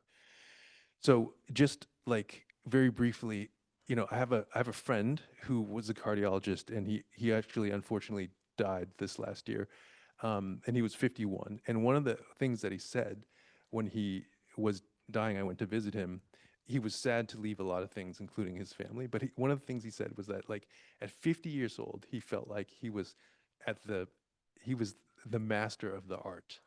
Like, he had done his residency and he'd done all these decades of training, and he was a cardiologist, and he felt like he was at the peak of his sort of professional powers, and that brought him a lot of like human joy, right? And that was one of the things that he felt very sad about, like, leaving. And when we think about how AI will influence the humans in the system, it's important to remember that I think at the end of the day, we have population health outcomes on the one hand, but we also have population health, experiences of fulfillment and meaning and flourishing that at the end of the day, in the AI, sort of how AI shakes out, I think we're all going to have to grapple with. I mean, I think physicians are going to have to grapple with, but almost everybody's going to have to grapple with. So it's a microcosm.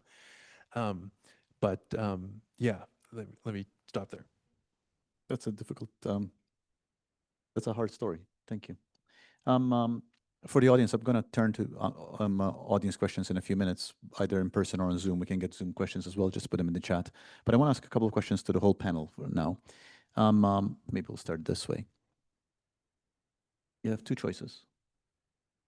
You can see the human physician for your medical problem, that you have a particular medical problem, and you know that they have a 20% error rate. Or you can see AI for 10% error rate. Which choice, A or B? Rachel? Well, I think Alvin in his first answer referred to sort of, I think the term used was taking a detour from the question that was asked. As a in law, we call it fighting the hypothetical. You right? know, Which is- I knew you were going to go there. Of course. But go on. I'm still going to push you in A or B. Let's go on. Fine, yeah. And so if the AMA is choosing to refer to this as augmented intelligence, it's the why not both, right? And so if you think that the AI makes fewer mistakes than does the clinician, but together do they make even fewer mistakes than does either one alone, right? What opportunities do we have to use AI tools to augment existing healthcare professionals? So that may mean, right, recognizing that healthcare professionals are a scarce resource, right? Can they be used to enable PAs, NPs, sort of, et cetera, to operate at the top of their license, right? How do we think about scope of practice differently than we did maybe in a world before some of these tools? So, right, I, as someone who has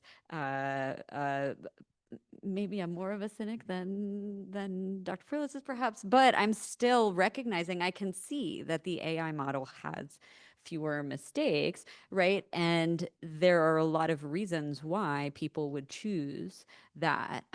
But the transition of getting there, and depending on the circumstance under which I'm presenting, is this something where I want to feel heard? I want to have a conversation with my healthcare professional about what it is that's going on. I want to truly understand what's going on and have that discussion. That might push me into having a communication with a person rather than hearing from the model. So we're talking about to door A. What? Door A, correct? Yeah, The human. No, I'm choosing both. I'm choosing both.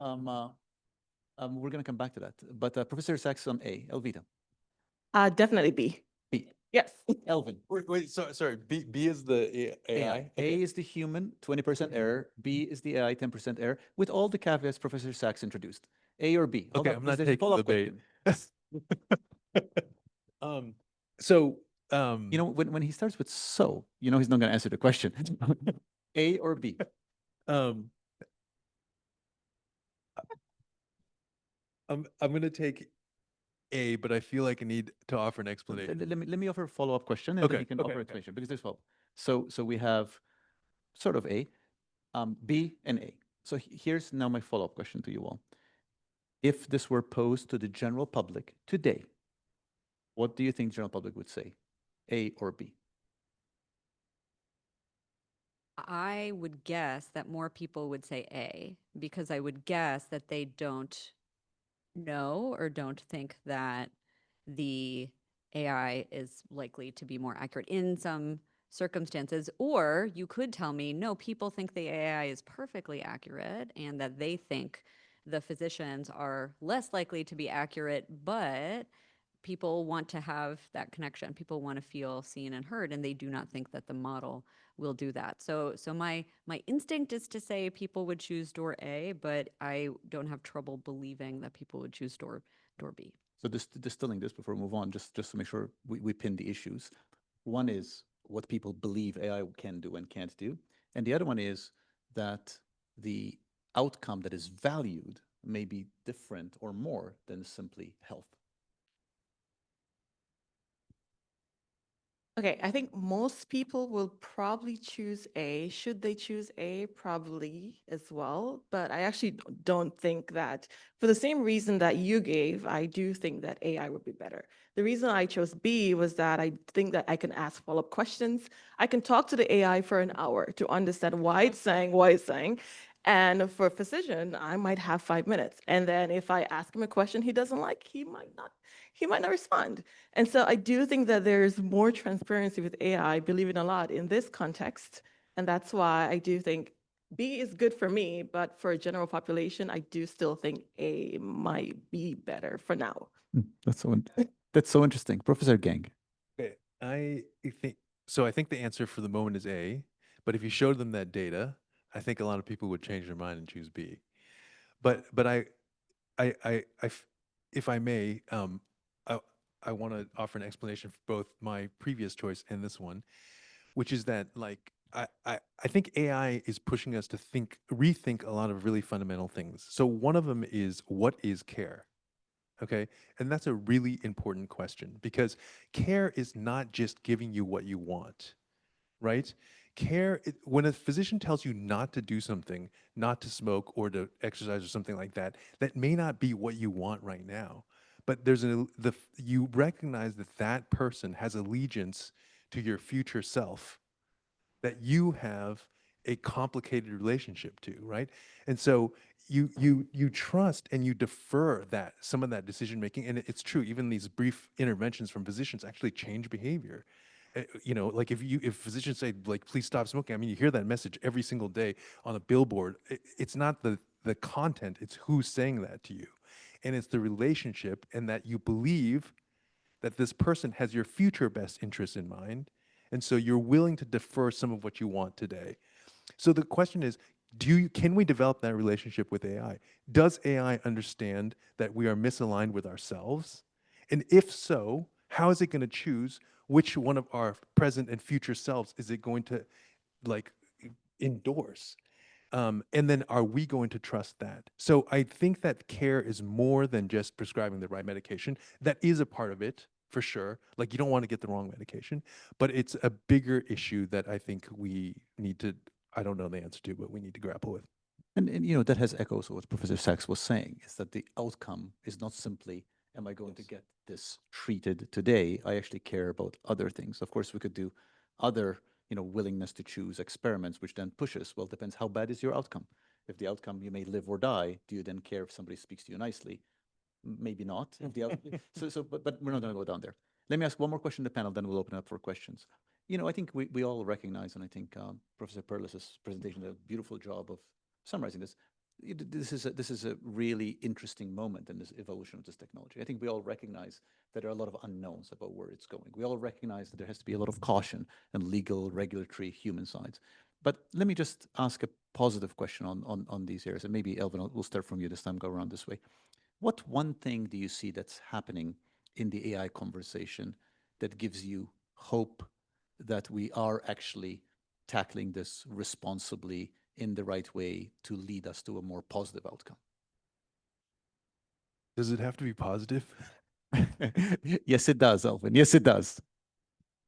Okay. So, I mean, I think that it does give us the opportunity to revisit many of these issues that I think are really important. And I think that in some ways, the stakes are now higher than they've ever been before. And we can't defer the conversations that we've been meaning to have and that we are having, but in a sort of, in a slow kind of way.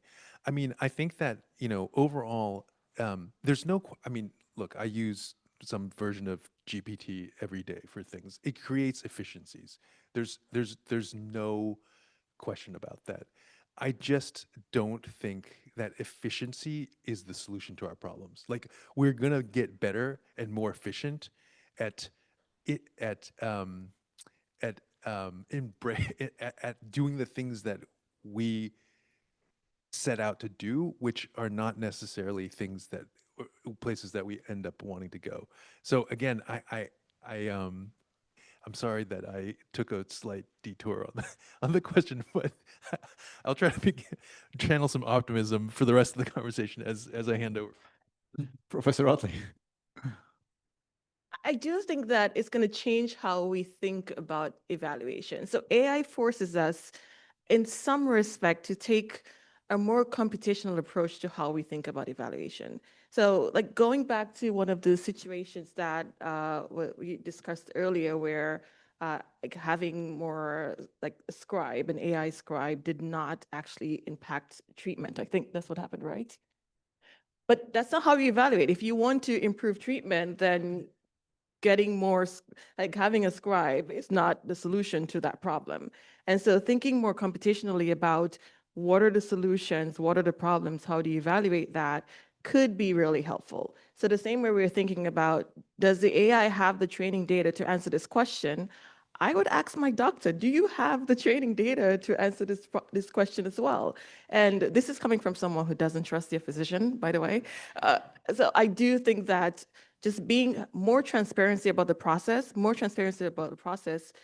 will help how we use AI, but it also helps how we think about the humans that we interact with as well.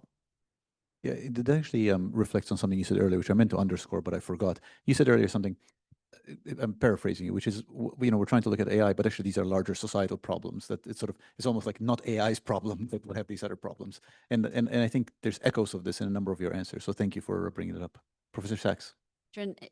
My views on this, I'm not unqualifiedly optimistic, but one maybe note of optimism is that at least in law, the growth of AI has been, or at least I perceive it to be, collaboration forcing. So these models come out and we say, whoa, what are the areas of law that are related to this? Is there something called AI law, right? There maybe is in Europe, right, where there's a regulatory framework, but in the US, right, we don't have anything sort of quite as overarching. So who is an AI lawyer? Are they copyright lawyers who are trying to think about the data or the sources that the models are trained on? Are they tort lawyers who are trying to figure out how to sue, right, these companies, or under what circumstances is their liability? Are they regulatory lawyers trying to figure out, well, in this particular domain, whether it's healthcare or vehicle safety or whatever it might be, how can we incorporate these AI frameworks or not, right? There's all kinds of different types of people who are trying to think about these questions and are trying to think about them in a sort of fairly comprehensive way. So you can think about, well, a law firm now is going to have an AI practice group. Who's in that group? Well, lots of people from otherwise substantively different areas of law are now going to get together and talk about what are these problems, how are they cross-cutting, how are they not cross-cutting, and that type of collaboration I think is likely to be helpful in ultimately getting to these questions of where's the right place to regulate some of these technologies, if at all, and how does that interact with different areas of law and the technological development of the field. Thank you. Let's open it up for questions from the audience. Oh, it's a lot of hands. Okay, well, when we start over here on my right, we'll start. There are two questions on the right. We'll start from the back and then we'll move to the front. How's that? And then we'll move to the left. Take a couple questions from the left. And for anybody on Zoom, you can type in the chat box, and I have an iPad which will try to read those from here. Please go ahead. What is currently covered within the FDA's regulatory framework to look at AI? Because I mean, a lot of times you don't need new regulation. And just to give an example, I mean, there's GDPR in Europe. I mean, there's no AI industry in Europe because of it. There are offshore centers. They're making AI for American and Chinese companies in Europe.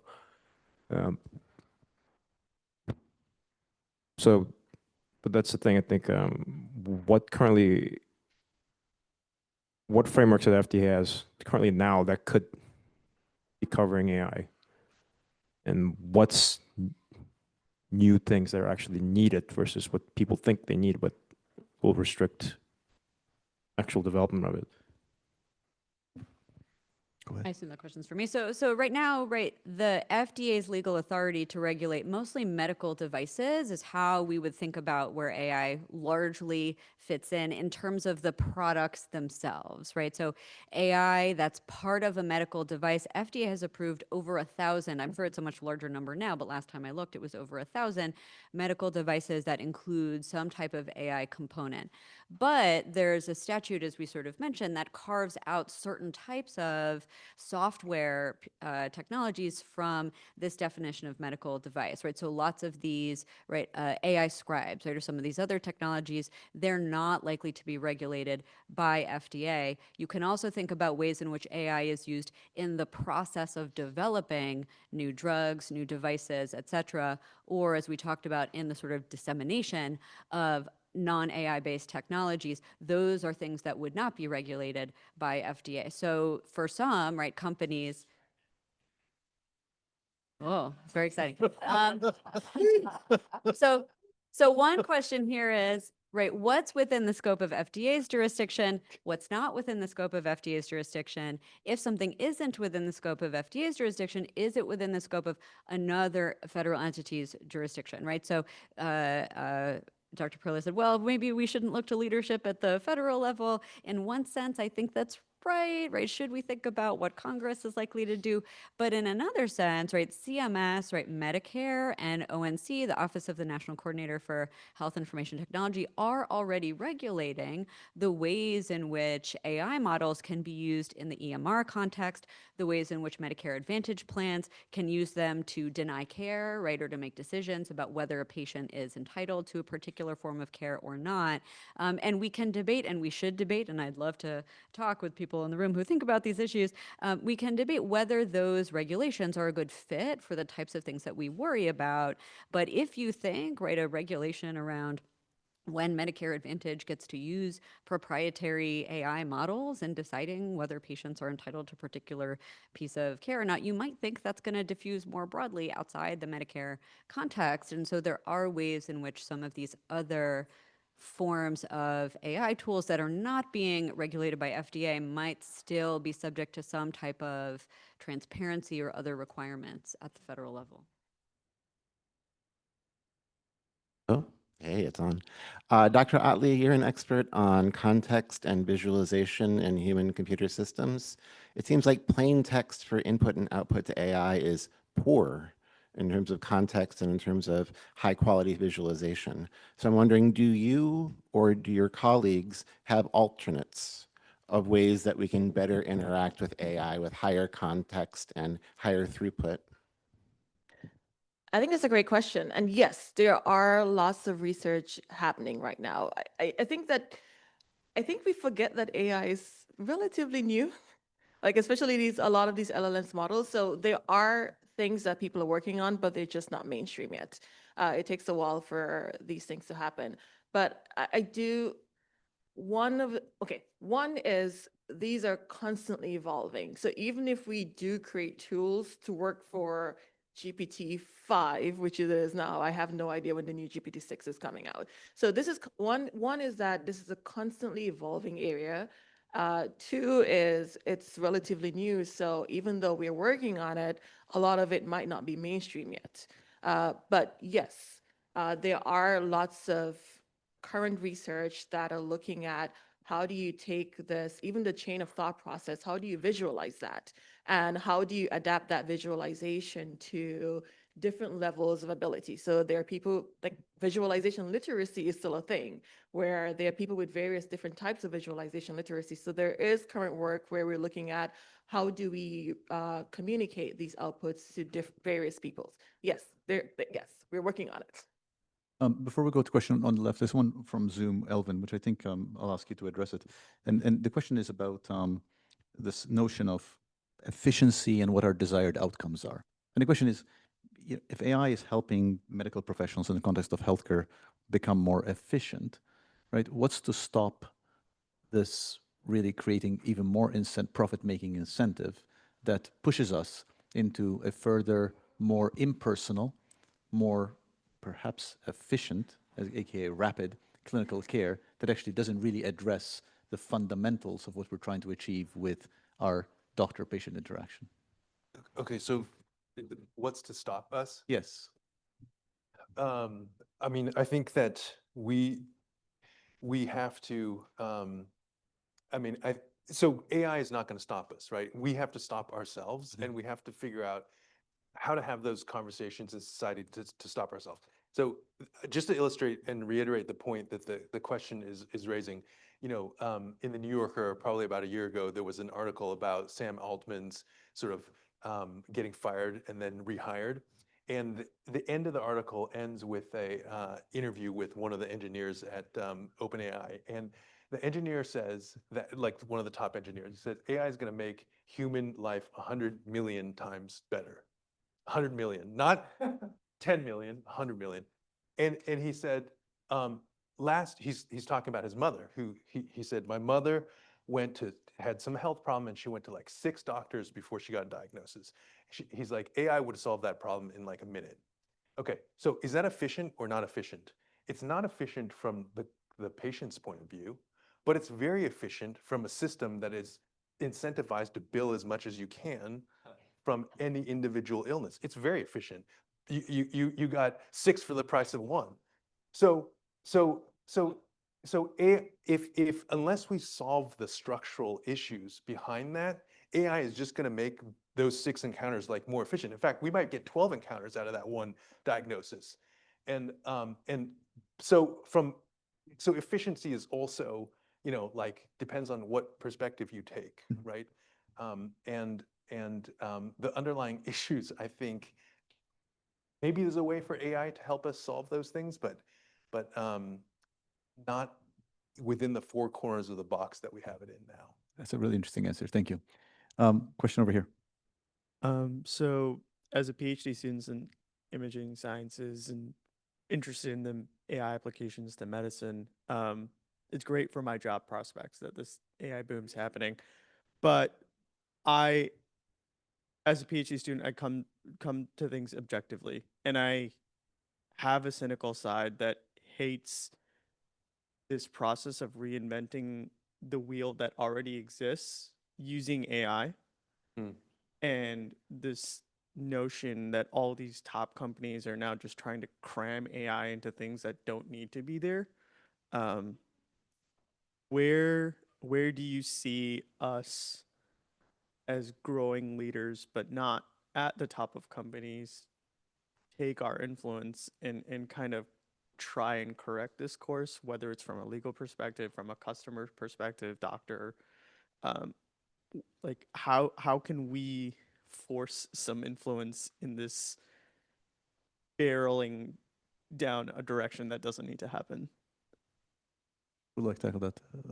Elvira, you want to start first? I think it's a great question, but I think that it's going to correct itself. There are many instances where we try to embed AI in products and they failed in the past. Like, remember Microsoft Clippy? It corrected itself.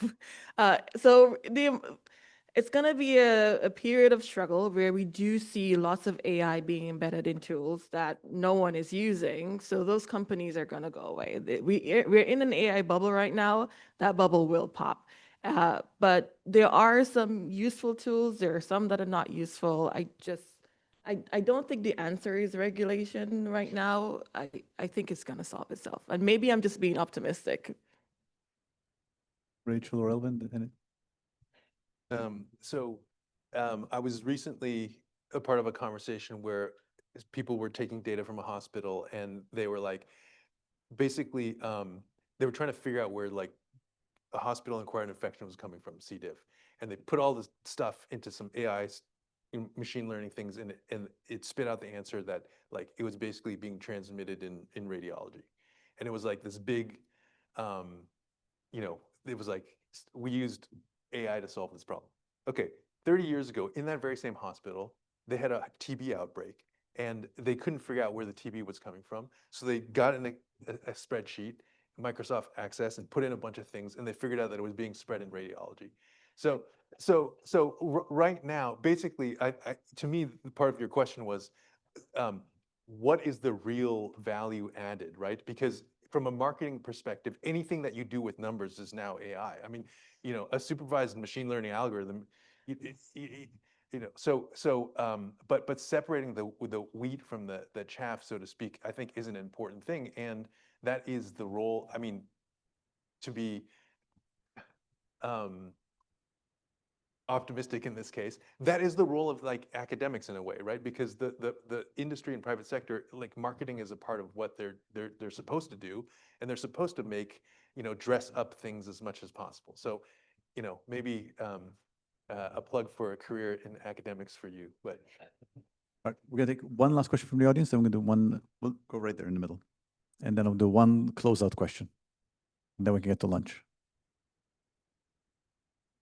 Excellent conversation. Thank you so much. So I'm interested in the patient advocacy empowerment angle here and the implications of that. The information is much more accessible, levels the playing field in what's normally very hierarchical. It changes the power dynamic, and I think there's a lot of opportunity for more forced shared decision-making and person-centered healthcare. But I think there are going to be major cultural changes, and when I've tried to challenge doctors in the past, it hasn't gone very well even if when it came from an informed place. So I was just wondering if there's been, I think the implications are interesting from a legal authority perspective, from a health systems culture perspective, from the tools that we provide individuals to be able to advocate and understand themselves. I think an anecdotal story is one of these patient advocates that I know posted on LinkedIn that her mother went through 6 months of tests and different specialists and couldn't get a diagnosis, and ChatGPT diagnosed in 10 minutes and it was the right one. So what does that mean? From a patient advocacy perspective, I think it's really interesting, and I think people are going to push that more aggressively in the next 5 years. Are we ready, and what does that mean? So, one of the features of a lot of the questions and our answers are to focus on maybe one particular use of AI that we are hopeful could be very positive and even transformational. But one challenge that we have is that AI is being used everywhere all the time by everyone. And so there's a way where I actually worry about the patient experience, precisely because if you think there's an algorithm that's serving a prior authorization or a step therapy purpose, and so now your care has been denied, but you can't figure out why, right? Because the type of information you're receiving is different, maybe more opaque than it has been, right? Your healthcare professional is trying to respond to that. Maybe they're using their own AI to respond to the AI-generated prior author step therapy, right? Rejection. How can the patients, right, compete in this arms race? And sort of, if you think that new technologies often don't function to lift sort of the floor and to provide people with services who don't currently have them, but if you think they exacerbate existing inequalities in the system, I have real sort of concerns about that. So on the one hand, if you can use ChatGPT to do this, but you can't get a person on the phone, right, to figure out, why is this, diagnosis not being reached or whatever it might be, I think there's a potential for concern there. Last question now for everybody in the panel, and then we'll wind down. So Dr. Perlis made reference to the classic book, "Do Androids Dream of Electric Sheep," which of course became the classic movie Blade Runner. Spoiler alert, if you haven't seen the movie. It is a dark movie, but at the heart of the movie, it's a love story, because Deckard falls in love with the machine, and it was a wonderful thing, because the machine was good. So AI, we talk a lot about the potential harms, but let's talk about beautiful, good things. What's the best thing that can happen to AI and health in the next 25 years? The best thing. Elvin's going to start. Okay, all right. So I changed my position about being the cynicist to an optimist, partly because of the question that was just posed, and this is I think a great way to end this conversation. So the best thing AI can do for healthcare and for public health is to make the humans in the system better, right? And so as a physician, if you come to me and I say, well, I was thinking about these things and you said ChatGPT said this, I would say, really, that's interesting. Let's talk about that together, right? Like, physicians have to be able to do that. And maybe they weren't forced to before, but now they have to be. Because if you resist it, you will lose, right? So we have to elevate the level of the human interaction, and AI can help us to get there.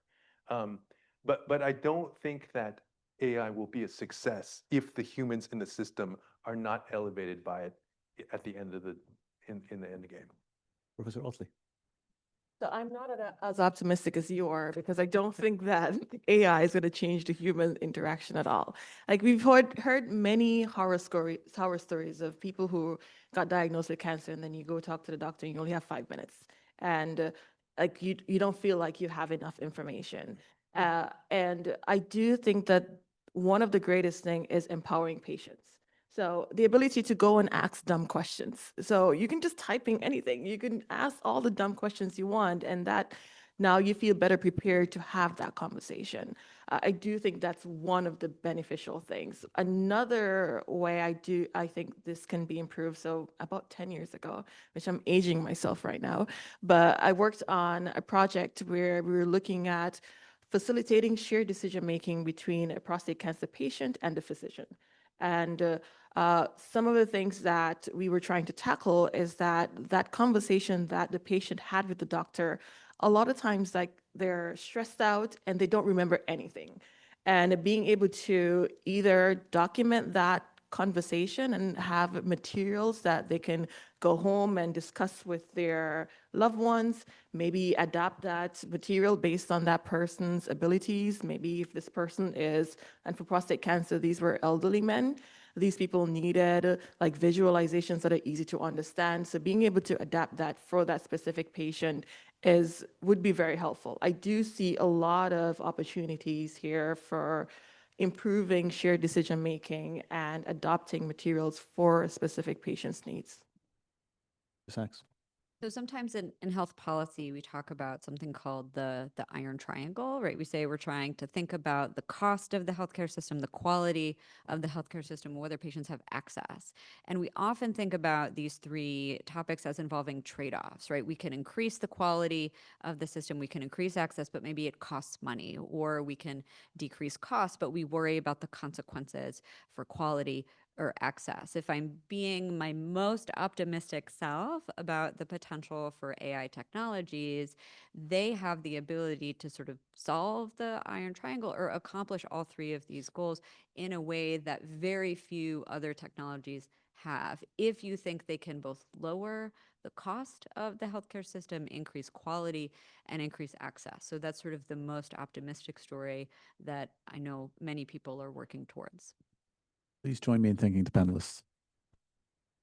Go. No, everything minutely, but yeah. So. Okay. All right. Is that on enough back there? Yeah, okay, I can hear it now. No, I have a mic here that should be working. There we go. Good afternoon. I'm Aaron Bobick, Dean of McKelvey Engineering School, and welcome to our buildings and universe and world over here. I'm thrilled to be hosting the after lunch, now you have all your energy back, so you're really going to pay attention panel on sort of the role. The title was sort of from algorithm to impact, but this notion of moving technical advances and capabilities that we can now do, turning them into something that might have some impact in the health space.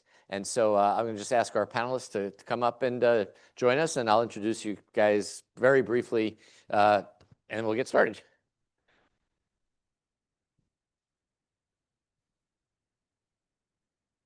It does not matter. As long as Ellen sits on the end, the rest of you can sit anywhere you like. We're very informal in engineering. Although there were going to be physicians in the room, so I wore a tie. So Joe, you're like totally messing me up here. All right. All right, so let me briefly introduce our panelists, going from my left, going that way, from your left to right. Professor Eunhye Ahn. Yes? Okay, great. Assistant prof at the Brown School. Research sits at the intersection of AI, data science, social work, examining how technology can be designed and implemented to advance equity and support human well-being in social service systems. Focuses both on social and ethical questions across social work and computer science, which is something we've been looking at for a long time here at WashU, and something that is critical to what we do, along with the notion of how human-centered design impacts social justice. I'm going to skip over Brendan for a minute. We have Professor Joe Gout, who, by the way, the hardest position to play in baseball, you might think it's a relief pitcher because you kind of come in, but actually as a relief pitcher, you do get to warm up for a little while, so you know that you're going in. What's the hardest role to play? Pinch hitter. Yo, Gout, you're up. So we had an unfortunate faculty member drop out, and last night at dinner, I was talking with Joe, and he agreed to step in, so we're all eternally grateful for him. Joe is the Leidenson Professor of Pathology and Immunology and the Chief of the Division of Anatomic and Molecular Pathology. His research focuses on development and implementation of advanced tissue diagnostics, primarily focused primarily on kidney disease. And one of the critical elements here is it was amongst the first working on the implementation of using AI to evaluate donor kidney biopsies here at WashU. At the end is Professor Ellen Fitzsimmons-Kraft, who's an associate prof in psychological and brain sciences and psychiatry at WashU, where she also serves as the director of the mHealth research, which is not a typo, right? It's mHealth. Okay. Core of the Institute of the ICTS, Institute for Clinical and Translational Science. She's also a licensed psychologist, and research focuses on using digital technology, including mHealth tools and AI, to expand the intervention, and particularly evidence-based prevention, which I think is a fundamental question for us in the AI space, with a focus particularly on eating disorders and other health issues. She's pointing to all sorts of really cool stuff. Are we okay? All right. American Psychological Association's Advisory Committee on Mental Health, funded by the NIMH, and has appeared in various illegitimate outlets such as the New York Times and 60 Minutes. And then we have Professor Brendan Juba, and it says, I quote, is associate professor in computer science and engineering. His work on theoretical AI, for example, explores how learning and reasoning can be most usefully combined.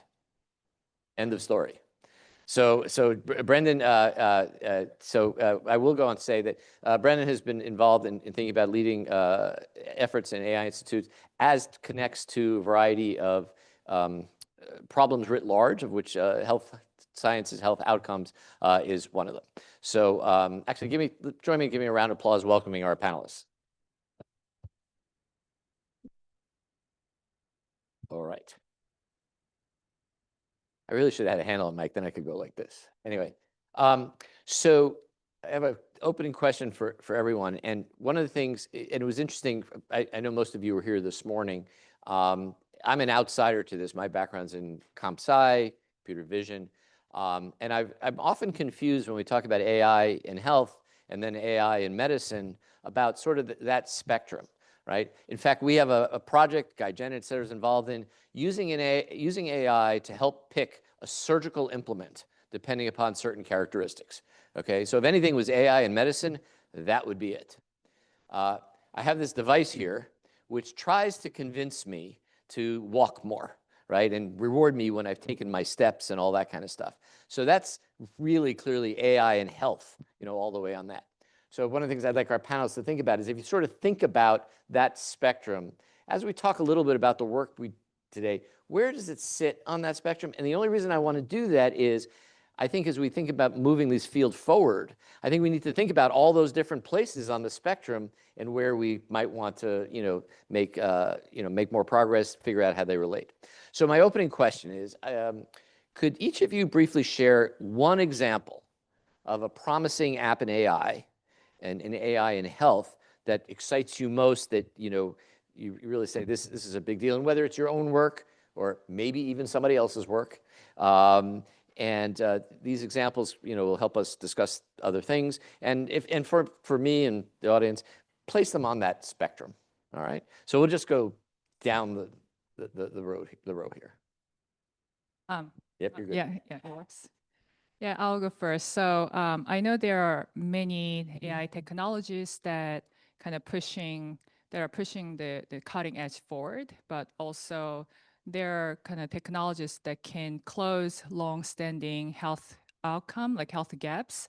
So those are health gaps that are not just randomly created by just the random disparities. So they are created by the decades of uneven investment and the policies that prioritize resources in some neighborhoods while leaving others behind, or the systems that built for certain lives, but while overlooking others. So in this regards, what excites me the most about this AI technology is telemedicine. So it may not, technologically sophisticated, but it does excite me because, when I think about an older adult, living in the rural area by themselves now can access quality health care without having to drive because AI powered the telemedicine, or single parent who are working on predictable hours now doesn't have to choose between losing their job or seeing a doctor, and also an immigrant family that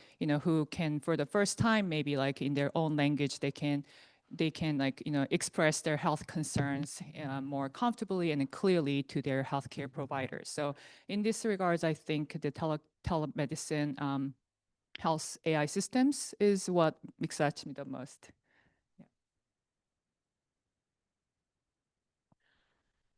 Yeah, so what I think is maybe most interesting is the potential for AI methods to, and this is similar to Alvida's answer this morning, but to sort of, bring decisions or guidance closer to an individual as opposed to large scale, population level guidance in the form of like a small flow chart you can give to somebody, right?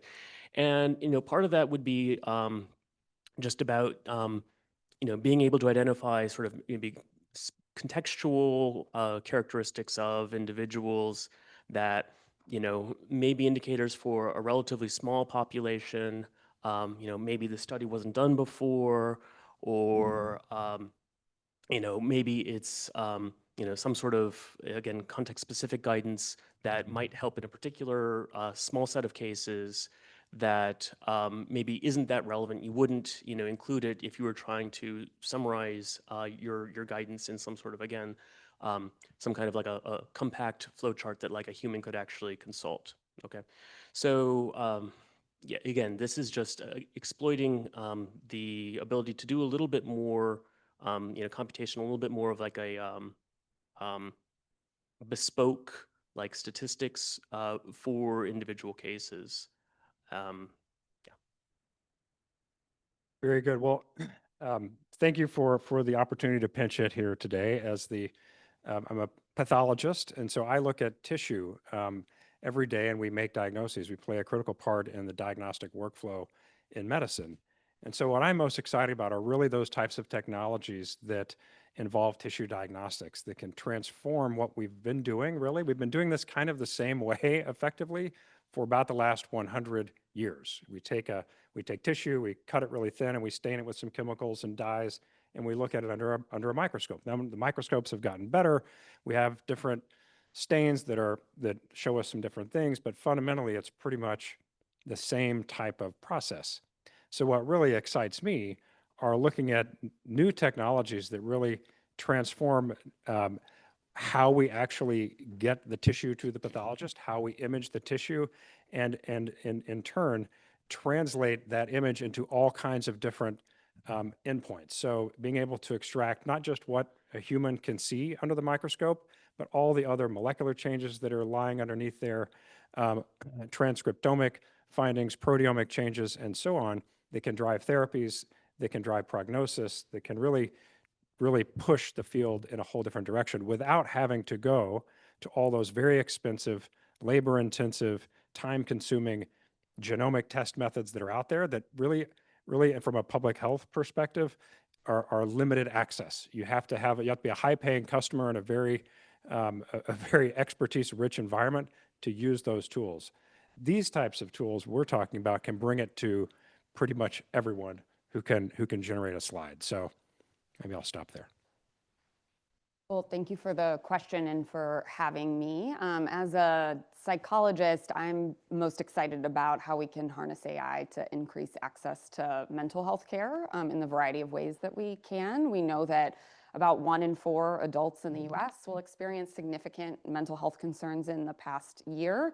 And we also know that most people never get any kind of treatment. 70 to 80% never receive any kind of care for their mental health. We have a huge shortage of providers, nearly impossible to get access to a trained psychiatrist or psychologist or social worker that even specializes in your problem. And this is especially a concern in areas of mental health that are often seen as niche. For example, I work in eating disorders primarily, and so even your kind of general mental health practitioners that have been trained in medical schools or in graduate schools may not have really received any training in this area. So it's really difficult for people to get access to high quality care. So I'm excited about how we can use AI in a variety of ways, both to increase access to tools to individuals to help with these problems when they otherwise may not receive anything, how we can use these tools to prevent these concerns from becoming more severe or onsetting in the first place, and also how to help providers deploy more evidence-based treatments, especially in areas where they may have a little bit expertise. So I think to your original question about whether I'm doing AI for health or medicine, it's a little bit of both. Certainly, we're very interested in how we can harness it for health promotion, but also when people do get to healthcare providers, like mental health care providers, how do we make it more evidence-based using these tools? Great. And those answers are good because they lead to a couple of questions that some of which are here, some of which we'll make up on the fly. The title of the session is supposed to be From Algorithm to Impact, right? And so those of us who sit in the computer science world, the algorithm is typically about the ability to take some information and produce either a new, an output that's either an insight, something to be consumed as a document or something, or maybe diagnostic, et cetera. And that's on the algorithmic side of the conversion. But for these, my question is, and Professor Otley is, I think, up here still somewhere in the room, I hope, because she's the smartest person I know in this space. How you design the interaction between the machine and the humans involved in it feels like it's going to be fundamental to the likelihood of the success of using this tool and therefore of actually having the impact, right? An algorithm nobody uses is something like a tree in the woods falling or something. So what are your thoughts about how we have to think about the design of the integration of the human-machine interaction into the design of these systems? I don't know. I'm going to start with Ellen because she's looking this way. Oh, okay. Lucky me. What was it? Oh, right. It's dangerous. You learn in Boston driving never to do that. Yeah. I think it's really important, I mean, it's not, if that you build it, they will come. It needs to sort of fit the purpose, right? So I think, I know in our case, developing AI tools to support individuals with disordered eating concerns or technology-based tools to support clinicians, involving the end users. And I think there has to be a high level of trust and transparency, which I think in the current times, at least in the psychology community, I was just reading a paper yesterday, about clinicians' real lack of optimism that these tools can help them currently, or that they'll meaningfully improve care. Clearly, we're still missing something in terms of, helping them to understand how they were trained, being transparent in that, and trying to build that trust from the get-go. So the relationship between AI and human interaction it's a two-way relationship, right? So, and then we talked so much about AI and AI platforms and AI tools, but I don't know if we are talking enough about human side. So what do we want, these humans, human users to, like, how do we want these human users to involve with the AI tools, and what do we want for humans to do, like, not because AI cannot do this work, but because we do value what humans can offer. So I think it's important to think about, like AI literacy for the human users to make sure that these, us as human users, like, can engage with the AI more critically. So in that end, like, recently I've been like working on this project with Dr.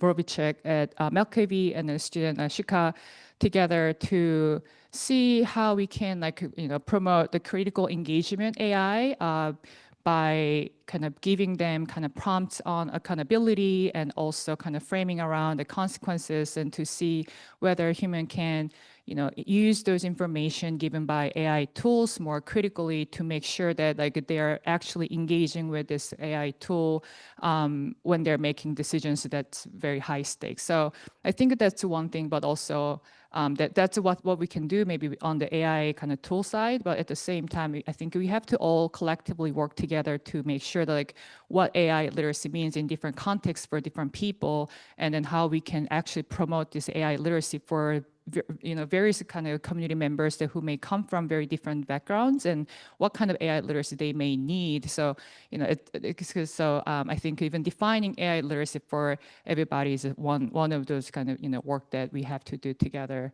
as a first thing. Maybe I could add a little bit of so just thinking through one example, and certainly it's definitely use case dependent, how you build the interaction with the human user. But so in one case where we've actually implemented an AI tool into a clinical workflow at WashU and BJH. And a big part, it was in these donor kidney space, and Josh in the back was instrumental in building the actual algorithm, and our pathologists were instrumental in helping us figure out how to use that and how to show them the data where it was most meaningful, and all that feedback was critical. So there was a lot of iterations, one. The use case here was really helping a pathologist do a quantitative task that's very tedious, and it's done typically in the middle of the night. And it has to be done very quickly because a surgeon is waiting for an answer to decide on what to do with that donor organ. We have to count all these structures. Very painful for us to do manually when you're talking counting over 100 plus small structures when you're bleary-eyed and doing this on a computer screen, thankfully not a glass slide, which is much harder, almost impossible to be accurate and precise. But building an interface that would highlight all of those structures and then allow the pathologist to seamlessly go through and have a very easy way to review the results and sign out that part of the case. The biggest key in this was when you get up at 2 a.m., you don't want to wait for an algorithm to run. So speed was absolutely essential. So the speed, the simple, intuitive interface was the other piece, and letting the pathologist finally have the ultimate say over the result. But it's working quite well, and now people will not go back. I have to say that. But anyways, at the Media Lab, we had a 2-second rule, right? From the time that you do something to the time the computer responds, if it was more than 2 seconds, people kind of like, yeah, I don't like this. Now, maybe if it's to save a life, you might wait 5 seconds, but it's not a lot more. So that brings me, so what, Joe, what you just talked about and is what I would think of as somewhat classical HCI sets of questions, which have to do with just making it easy for you to do the task you need to do, and it works well with your perceptions and the things that humans do well perceptually and otherwise. There's another component here that maybe is a little newer. You know, these AI algorithms, whether it's in healthcare or in public health, first of all, they can make mistakes. And fundamentally, you need to work them into your workflow so that you can trust that what's going on is really what you needed. And I also wonder from the developer's perspective, and I'm going to ask Brendan to chime in on this as well, how do we get a better coordination, if you will, between algorithmic developer, the implementer, and the healthcare user, so that the interface and the interaction in the workflow is likely to develop that trust? That is, what do you need from the algorithmic developer to make it easier for you to think about using it? And developer, what do you need in terms of understanding the situation, sort of the situational context in which people are going to use this? Yeah, I mean, I think that the framing of the task as being that the algorithm is sort of in an advisory role and trying to manage the attention of the user in some way, like, you know, draw their attention to things that seem to be important, and also then providing some sort of grounding or backup for why these things were flagged, right? So, you know, simply sounding an alarm with an opaque rule has been proven to be not helpful.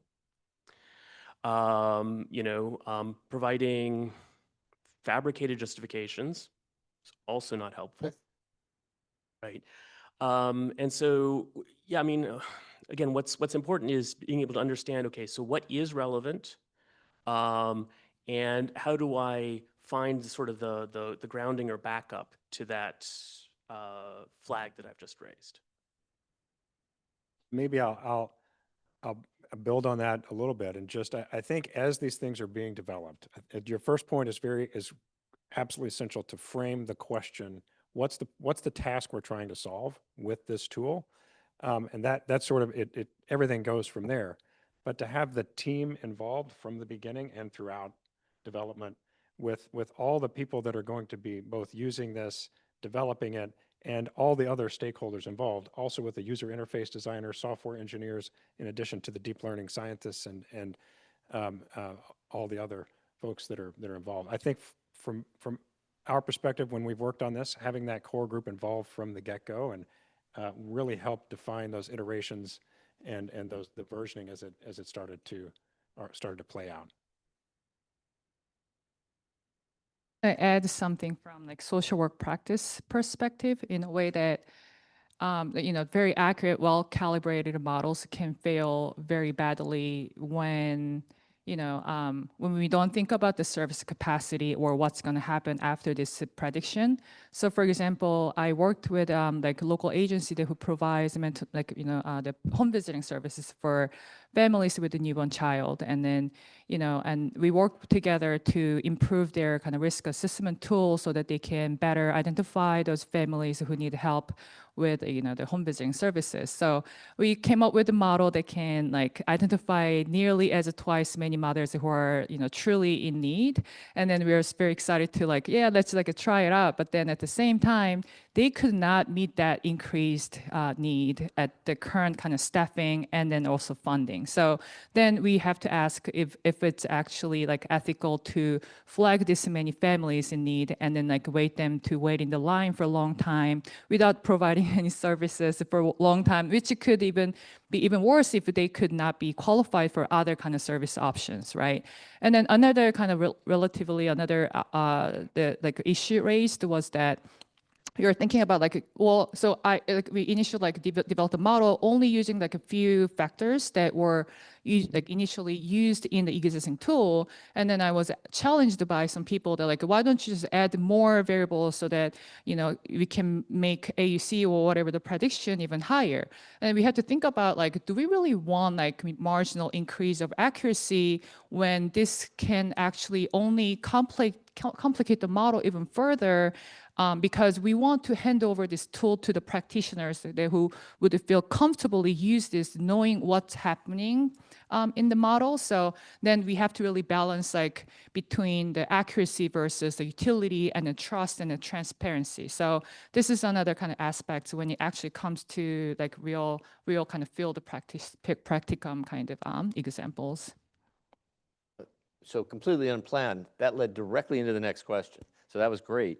And it speaks a little bit about the difference between an academic pursuit of a system in terms of where, frankly, the best outcomes measured by some measure is like the gold standard, and that's the only thing we care about, versus like, okay, but think about what it's going to mean when you deploy this.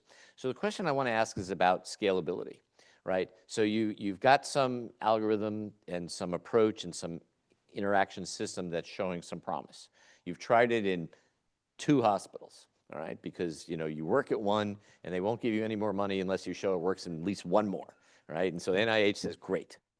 Now you want it to work in 200,000 medical places across country, across all sorts of dimensions. What are the biggest bottlenecks? What are the biggest challenges you think we're facing in deploying this in these various technologies? Both with the notion of, actually all with the notion of, just scale effectiveness, some notion of fairness, or fairness and equity, and some notion about what I'll say is impact in the sense of where do you want to deploy things? Well, you want to deploy things where they're going to have the most impact. So what do you think the biggest challenges are facing us in scaling up these various AI approaches to having larger impacts on healthcare?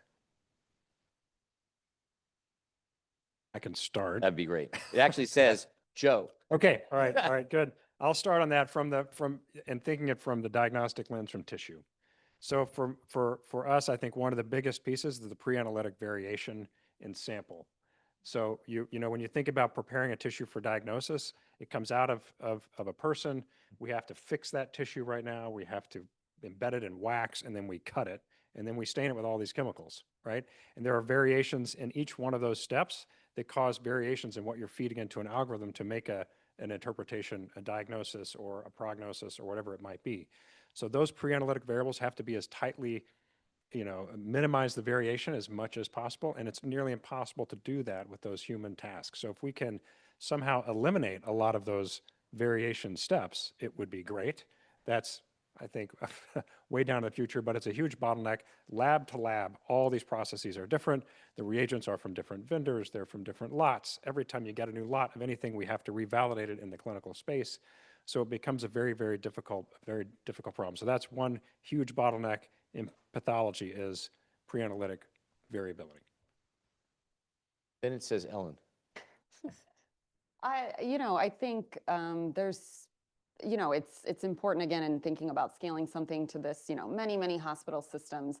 There has to be the need and the desire from the workforce as well. Again, have you created something that people think is going to be useful and not add more burden to them in an already overburdened system? So I think they have to feel like this is going to solve a big problem in my life and make me more efficient or more effective. And I think it needs to be easy. It has to be easy for them to understand as well, or at least we have to be able to explain it to them in a way that makes it easy. It can't be, this very complex description. I was just working with Chen Yang on another project where we were trying to use machine learning to predict what kind of mental health intervention would be best for a particular person based on their baseline data. And while we may be able to make the algorithm even more effective if we put in a bajillion more inputs, if that's not understandable to the clinician or that's not scalable, then no one will use it. So I certainly think about that, sort of like usability, fit to purpose, making sure that all those systems are kind of bought into what we're trying to achieve here. Interrupted you, Brandon. You were raising your mic. Okay. Yeah. So I guess this is sort of following up on Joe's point. It's funny, the current generation of techniques in AI, and I don't want to get like too far into the technical weeds here, but it sort of pushed us into a space in like statistics where actually, our performance on a holdout test set is not indicative of real world performance. Right. And it's, you could say it's because of this, variation in, preparation, but like, even if you were trying to reproduce the original findings with the model that you trained, trying to collect the exact same data, you can't do it. Just empirically, the model performs significantly worse on the recollected data following the same protocol as it did on a holdout sample for the original training set. Okay. And this just seems like it's an inherent problem with the current generation of techniques being used. And, as a consequence of this, if you show me that, oh, well, we had this, study in this particular hospital where, the error rate for the, AI advisor was 10% and, for the human clinician was 20%, I say, great. I don't believe that's going to generalize. And so it's a technical barrier. And it's something that we really need to go beyond this current suite of techniques that we're using. And, it's also in part a problem with the academic standards, right? We like benchmarks because they make it easy to compare and say, oh, I have an improvement, my curve is higher than yours. But, just this particular generation of technology is sort of, it's almost like training to the test. It can do very well at optimizing your performance on a benchmark, but it doesn't translate beyond that benchmark. It's extremely brittle. And as long as we keep just comparing performance based on benchmarks, we're going to continue favoring these brittle methods. And so somehow there's got to be a change in the academic culture to broaden the type of evaluation that we do that no longer favors these things that are basically just studying to the test. Yeah, it was interesting for those of you who were here at the earlier panel. They were talking about, well, if you had your choice between going to a doctor who on average makes a 20% error and AI on average makes a 10% error, which would you choose? And I was thinking the first thing is that people should be skeptical that we had any idea what the actual error rate of either of those systems was, right? Because we measured them in some way, and but the ability for that to impact your case with your doctor, like this much. So I think that's a point. And maybe that leads to this following thing. I wanted to talk about this question of sort of embedding some notion of fairness, ethics, something into algorithm design to begin with, or into system design to begin with. So I'll say, so I'll phrase it maybe in two parts. One is, if I ask you, should we embed ethics and equity into fairness and fairness into things, everybody's going to say sure. So I guess my first question would be, have you seen some examples where that was not done? It was not obvious up front it was not done. It got discovered later as it was being rolled out. And then maybe the second question is, what can we do? And these may be motherhood and apple pie. What can we do to reduce the chance of that first thing happening, right? So first part was, we rolled something out a bit. Obviously, whoever's designing it is trying to do the best job they can, but somehow they missed something. And then what actually happened? And then what can we do to reduce the likelihood that this would happen again? Because if we're going to go from this algorithm to impact question, we kind of better get that right. Okay. All right.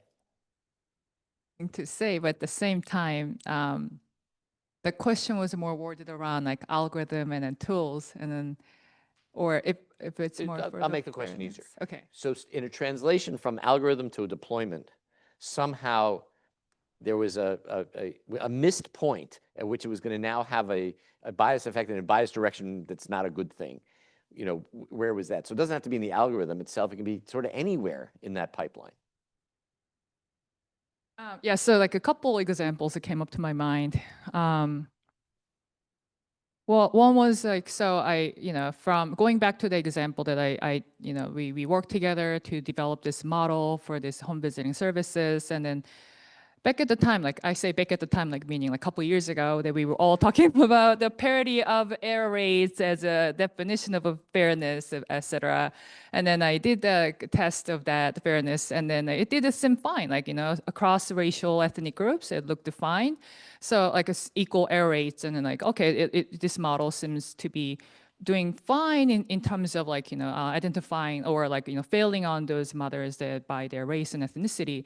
But when we actually intersected mothers' race and ethnicity with their nativity, the model did failed horribly for those mothers, the Hispanic, Latina mothers that born outside the United States, because they have a little different kind of pattern of the demographic, their characteristics and profiles in terms of like, they tend to be older, they tend to be married, whereas those mothers in the United States who are born in the United States are higher risk if they are younger and then have didn't have a partner. So that data also actually told us that this, fairness cannot be just measured by one way, but also we have to think, by like in a multi-dimensional way, and then really think about the context.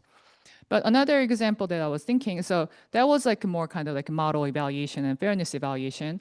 But another example that I was thinking about ethics in AI development and then deployment was coming from like years ago again. We worked as a data science team, we worked with the Memphis Fire Department. And they actually reached out to us, and then they were struggling with this kind of frequent callers that, who call 911 for their because they're chronic health, concerns, and then they use an ambulance to go to hospital, or they use ambulance or a 911 like emergency medical services because of this condition. So when we got that kind of when you got the project first, we thought that so they want to distinguish that truly urgent matters from like non-truly urgent matters, so that they can optimize this, ambulance dispatch. But then it wasn't what they wanted to do. They actually came back to us and they're like, no, that's not what we want to do. What we want to do actually is we want to identify or predict those like frequent callers in advance, so that we can work with the community to provide the preventative services, so that we can truly like serve the community. So the question was different, and then like that really taught me like how to think about AI ethics and fairness, or like responsible AI, human-centered AI in very different way, that it's not about like AI or algorithm or like, what we have already. We have to think a little broadly, and then think ethics a little broadly, that what kind of question do we want to ask, and whether our question is actually centering around AI and humans, rather than like, tweaking this algorithm to give us some kind of like, results that can make us feel better. So that's what I wanted to share. Yeah, I mean, I guess what I can say on this front is that, right. So, as Enhe was saying that several years ago, we would fix a metric and say, okay, if I can show that my error rates across different groups is equalized, then I'm fair. And then what we discovered was that if you have, subtly different metrics, like instead of the, error rate, you look at the false positive rate, right? Or what have you, right? That it's always possible to, like, these metrics are at odds with each other, right? Fixing one is going to cause you a problem in a different metric, okay? And so, unfortunately, it doesn't seem like it's possible for us to just fix like one metric of fairness and say we're going to enforce that as our target. It has to be sort of this, I don't know, broader conversation. And unfortunately, the toolkit that computer science brings to this is extremely ill prepared to deal with those kinds of questions. I don't have a great response to this question, but it reminds me of something similar in laboratory medicine, where lab results tend to drift over time. And this is, you're talking about the development pipeline, but post go live with one of these in an actual clinical space, they can change over time too. And it might be showing things that are either incorrect or different, that are unexpected, kind of similar to what you're talking about. So it comes down to, how do we monitor, what are the QC, QA tools that we deploy to be able to make sure we're measuring and doing the things we set out to do. And I think it's definitely an important worry once these things are actually in clinical practice. So that leads to a question that wasn't on here. So whatever your thoughts may be about the priorities coming out of DC and healthcare these days, one of the things that at least caught me a little bit by surprise is what they refer to as gold standard science, right? It's a terrible, terrible word. But I was talking to some folks here who behind closed doors will tell you that the irreproducibility of results, and I was talking to somebody who's a big deal in Alzheimer's work and said whatever, you do something and we do what we thought was exactly the same thing as this other group, we don't get the same answer. And the reality is, and there's no ill intent here, right? This is everybody attempting to be as thorough as they can, and they get there. And so this gold standard science thing is this idea of trying to increase the reproducibility of the research that we do, which, look, generically is a good thing. And from an algorithm to impact question, there is a question of the role that AI can play in improving the reproducibility of our work, right? Is there, and I'm not sure, I'm not sure this is the group, because you haven't been in the work that wasn't reproduced, but you've all had the experiences with doing AI, getting things. Joe, you're talking about this drift that you see, et cetera. Brendan, you're talking about the fact that, wait a minute, I've got this test set, did really, really well, but it fails on this. Well, you can think of that as irreproducibility, right? You said whatever. So I was wondering if any of you had thoughts about the role of AI in enhancing the reproducibility of our interventions, our diagnostics, our therapeutics. Think about it for a while. I'm throwing them a curveball here because it was not on the sheet. But we know that Joe is a great pinch hitter. So a curveball should not be a problem.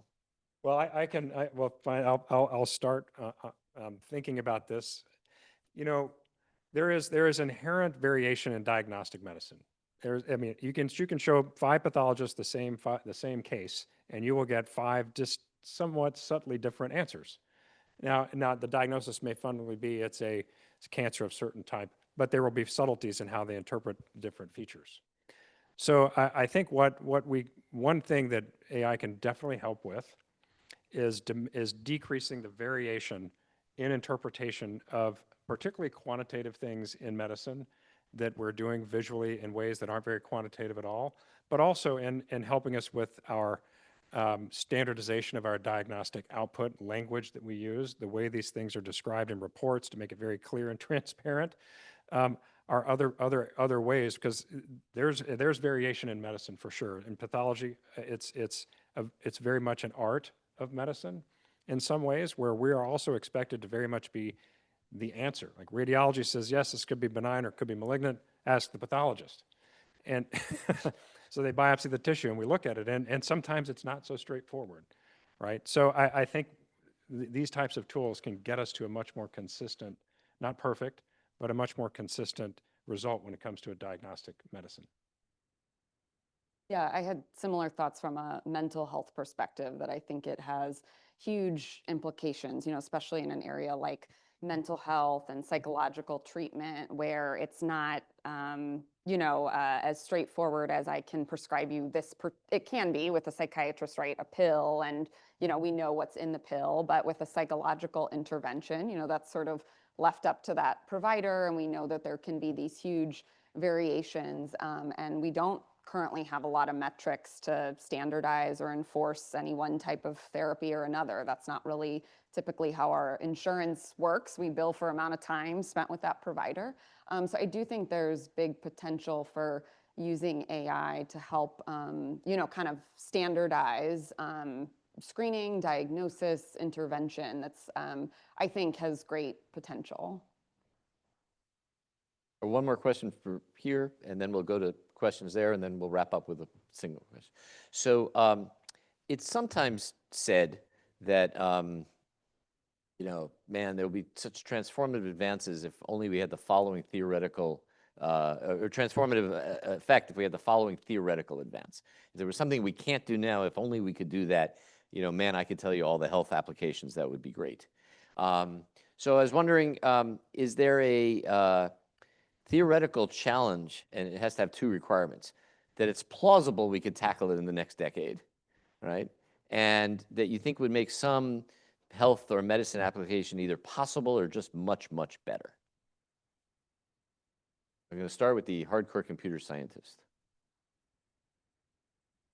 Yeah, I mean, if we could somehow actually understand human intent, right? Like, I've been married 44 years. Anyway, sorry. yeah, no, I mean, if we could do it a little bit better than we do now, right? And, at least to the level that, at least to match the level that humans do with each other, which is not perfect. But if we could match that with algorithms, then that would help a lot, right? Because then I could actually imagine starting to utilize these technologies more than I think would be responsible right now, right? Because right now we are definitely not capturing human intent. Gee, I wish we could. I'll be quick. I think for me, if you think of the limitations across the world in getting a diagnosis from tissue, there's a couple of things. One is having a big lab to process all that tissue, having expertise to do the cutting and all the staining and the things we've mentioned. And then all the advanced techniques, just forget about it. You're never going to get mass spec and genomic sequencing if you're in a low resource setting. So how can we potentially knock down a lot of these barriers and get to something that's much more accessible for all? And I think a big piece would be able to do a lot of the work without having to do all of that downstream processing of tissue. Like, how do we go from a tissue sample that is raw tissue and get to the same answers and things that we're doing right now today with all the advanced techniques? That to me would be a massive transformation, huge impact across the planet. And really pretty exciting. Cool. Just as a plug, one of the faculty in my School of Engineering is working on a form of hyperspectral imaging of tissue, which can essentially mimic variety of staining on the fly. So the idea is that you could develop new, and so that would be a technical advance that might enable that. Yes, and then the AI capabilities to actually take that and turn it into something we can all look at. Correct. And so you can validate. Okay, so I think So let's see, let's do two things. We're gonna take questions from the floor. I've been told we only have one floor mic, but we have 3 handheld mics here. So if a runner wants to grab one of these, we can then share those. What questions do we have? Okay. And of course, because you're over there, the question, oh, we do have one question over here. We'll get to you next over there. So since OpenAI has become this big thing, this perception of generalizability has become perverse throughout the community in general. In my mind, I don't think that AI has to be that generalizable. It's not like you go to a cardiologist and ask them to read a pathologist's like work, right? So what are your guys' opinions on, rather than building obscenely general AI, like not even in the fact of like doing complete diagnosis, but just reading a pathologist slide, what is your perception on building something that works, but then employing transfer training and adapting it to the environment that it's being used at?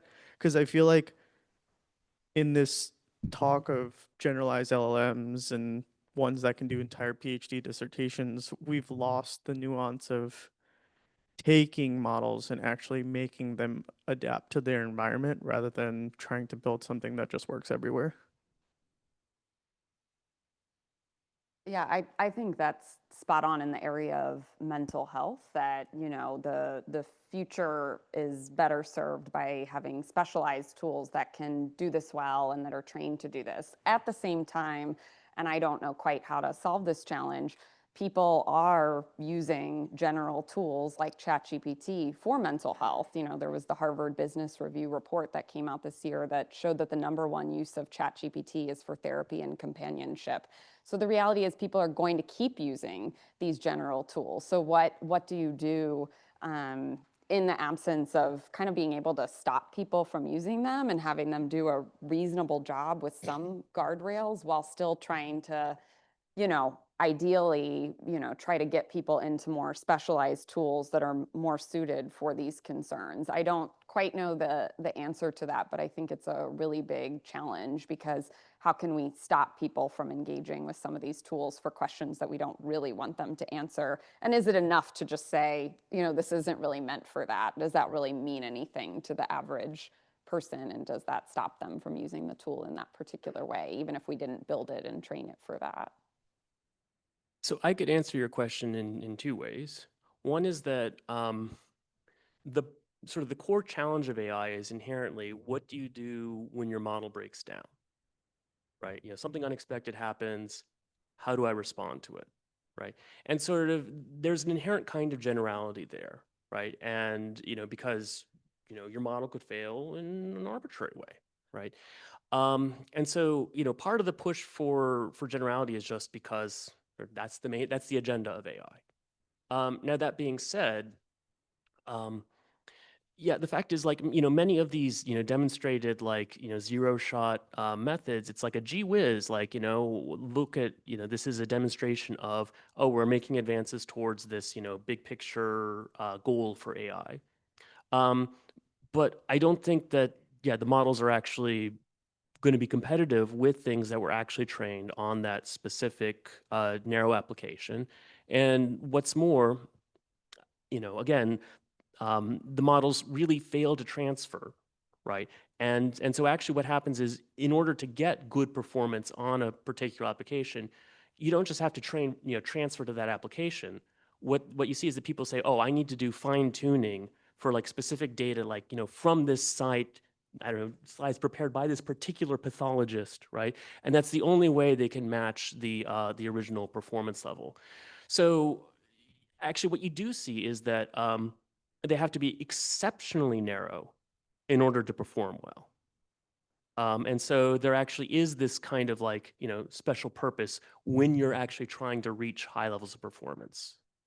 And, you know, it's sort of this, I don't know, bait and switch a little bit, that, oh, well, you know, we have these, you know, general approaches that then I can, you know, narrowly train to solve this very, very specific task.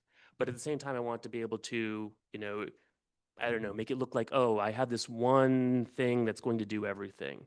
But it's not. It's that you have to specialize to whatever it is, in very, very, very specific terms, what it is you want it to do in order to get it to perform well. A question over here. Right over here. Nope. Hello. Right. There you go. I want to go back to variability measurement. I presume that's one of the causes of lack of reproducibility. But the question is, what exactly causes that variation in measurements? I mean, maybe this really depends on what you're measuring and how.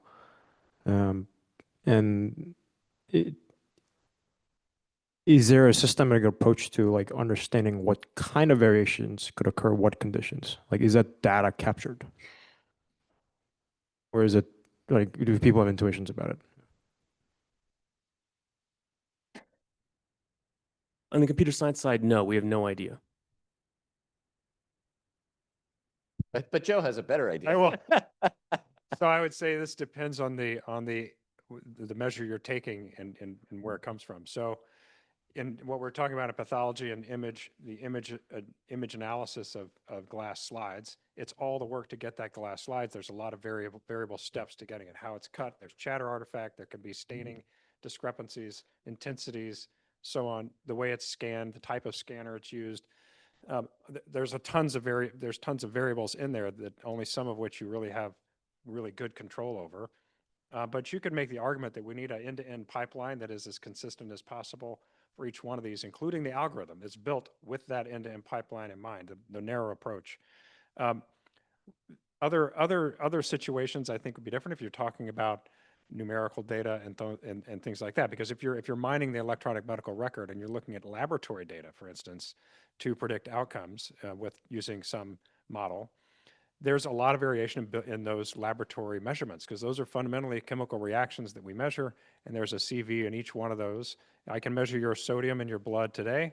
I can measure it again at that same sample later today with the same instrument, and I will get a slightly different answer. And it's just the acceptable variation in the measurements we make in medicine. So I don't know if that answers your question. How do we deal with it? I think is a bigger challenge, and turn that back. But no standardization. But I presume you mean no standardization on devices that people use. Everybody uses different devices. Everybody uses it differently. Everybody checks at different times. Something like that. Yeah. Did you say standardization of devices? So it sounds like there's no standardization as to what devices are good. No, so there are. What, These are how to use them. Yeah, all those things. Yeah. No, there are, but there's still variation. So there's variation that's acceptable. There's variation that would be unacceptable in a lab, would no longer be accredited, and you couldn't practice medicine. You couldn't use that instrument. It would not meet FDA requirements. It wouldn't be approved, so on. And there are other records and things we have to do in a clinical environment to make sure we're meeting the highest standards possible with all the measurements that we make. So but there's always inherent variability. You can't get away from it. So a question that came in on Zoom, and I was pondering this question, but question read, should we still pursue neutrality? I'll let you think about that as fairness, even something, just neutral valence in some sort, as an ethical goal in AI, or should our focus shift more towards transparency and accountability for the value choices that are actually embedded in the system? Right? So, which is a pretty deep question, but fortunately I'm only the moderator, so I don't have to generate an answer. But this notion, I can rephrase it a little bit because I don't think we want to give up on the neutrality. We try to achieve it to whatever level we can. But I guess the question is are there approaches or ways that we can think about saying, look, this is the best shot we've got. Here are the elements that are in here that might be inducing certain biases, and we're just going to figure out how to make those explicit so that at least the people consuming the information were aware of it. Any thoughts about how we might think about doing that? And that's probably more going to be on the social science side than in the stained tissue side, my guess.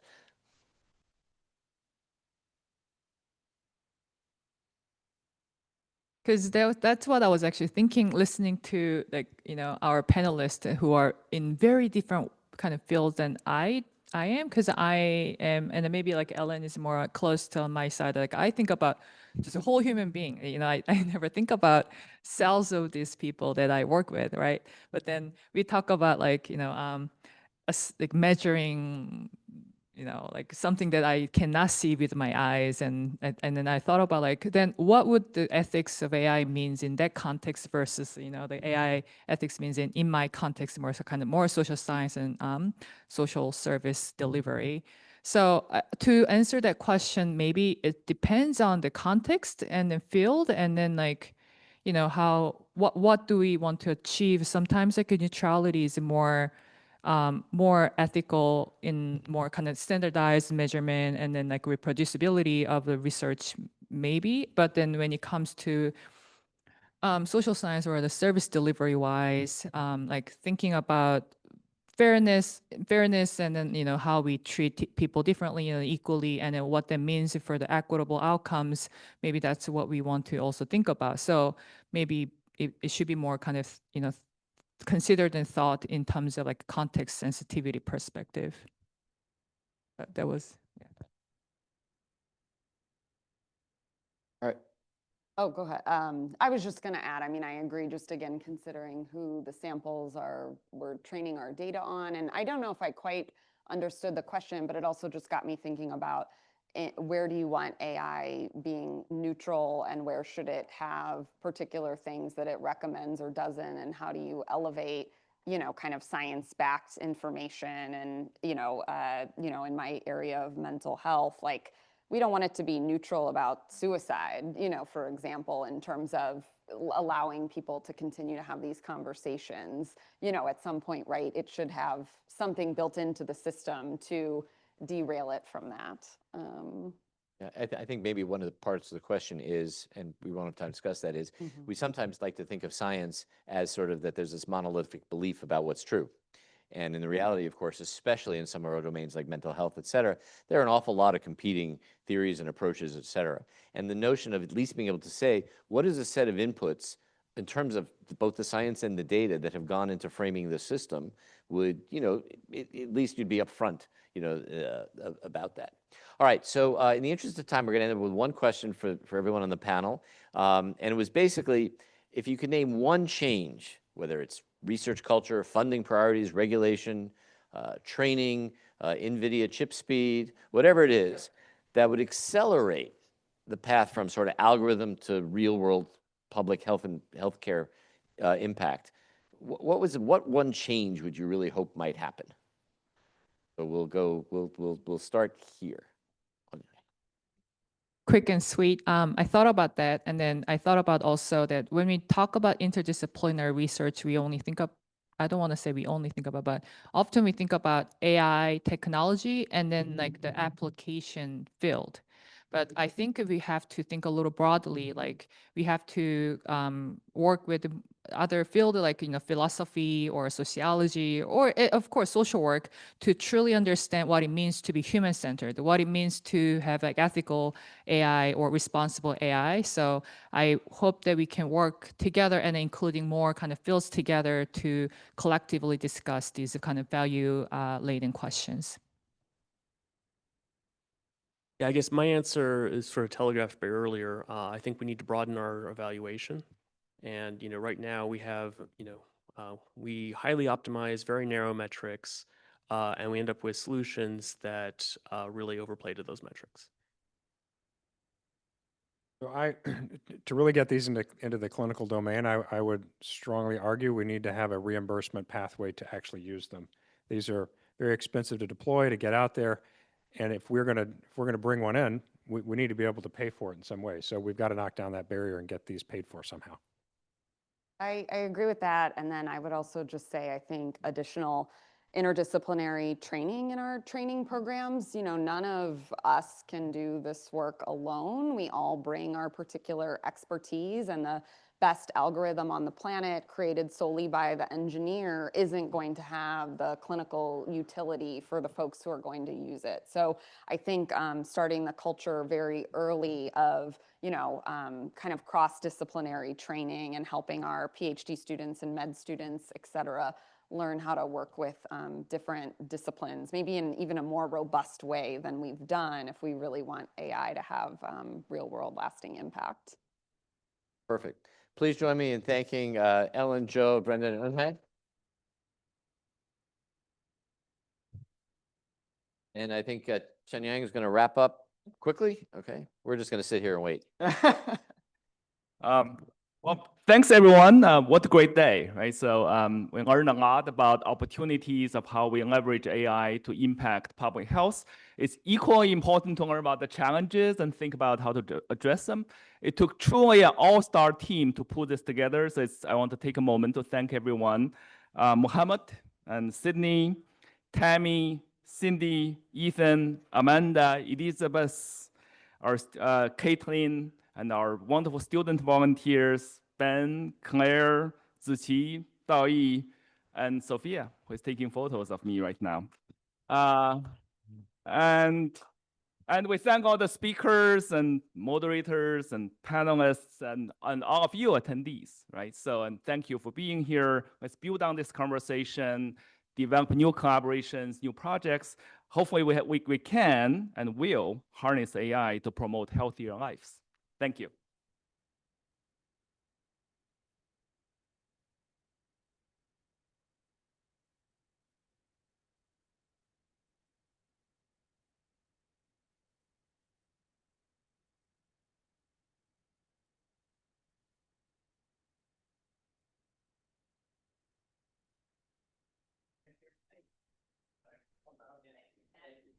All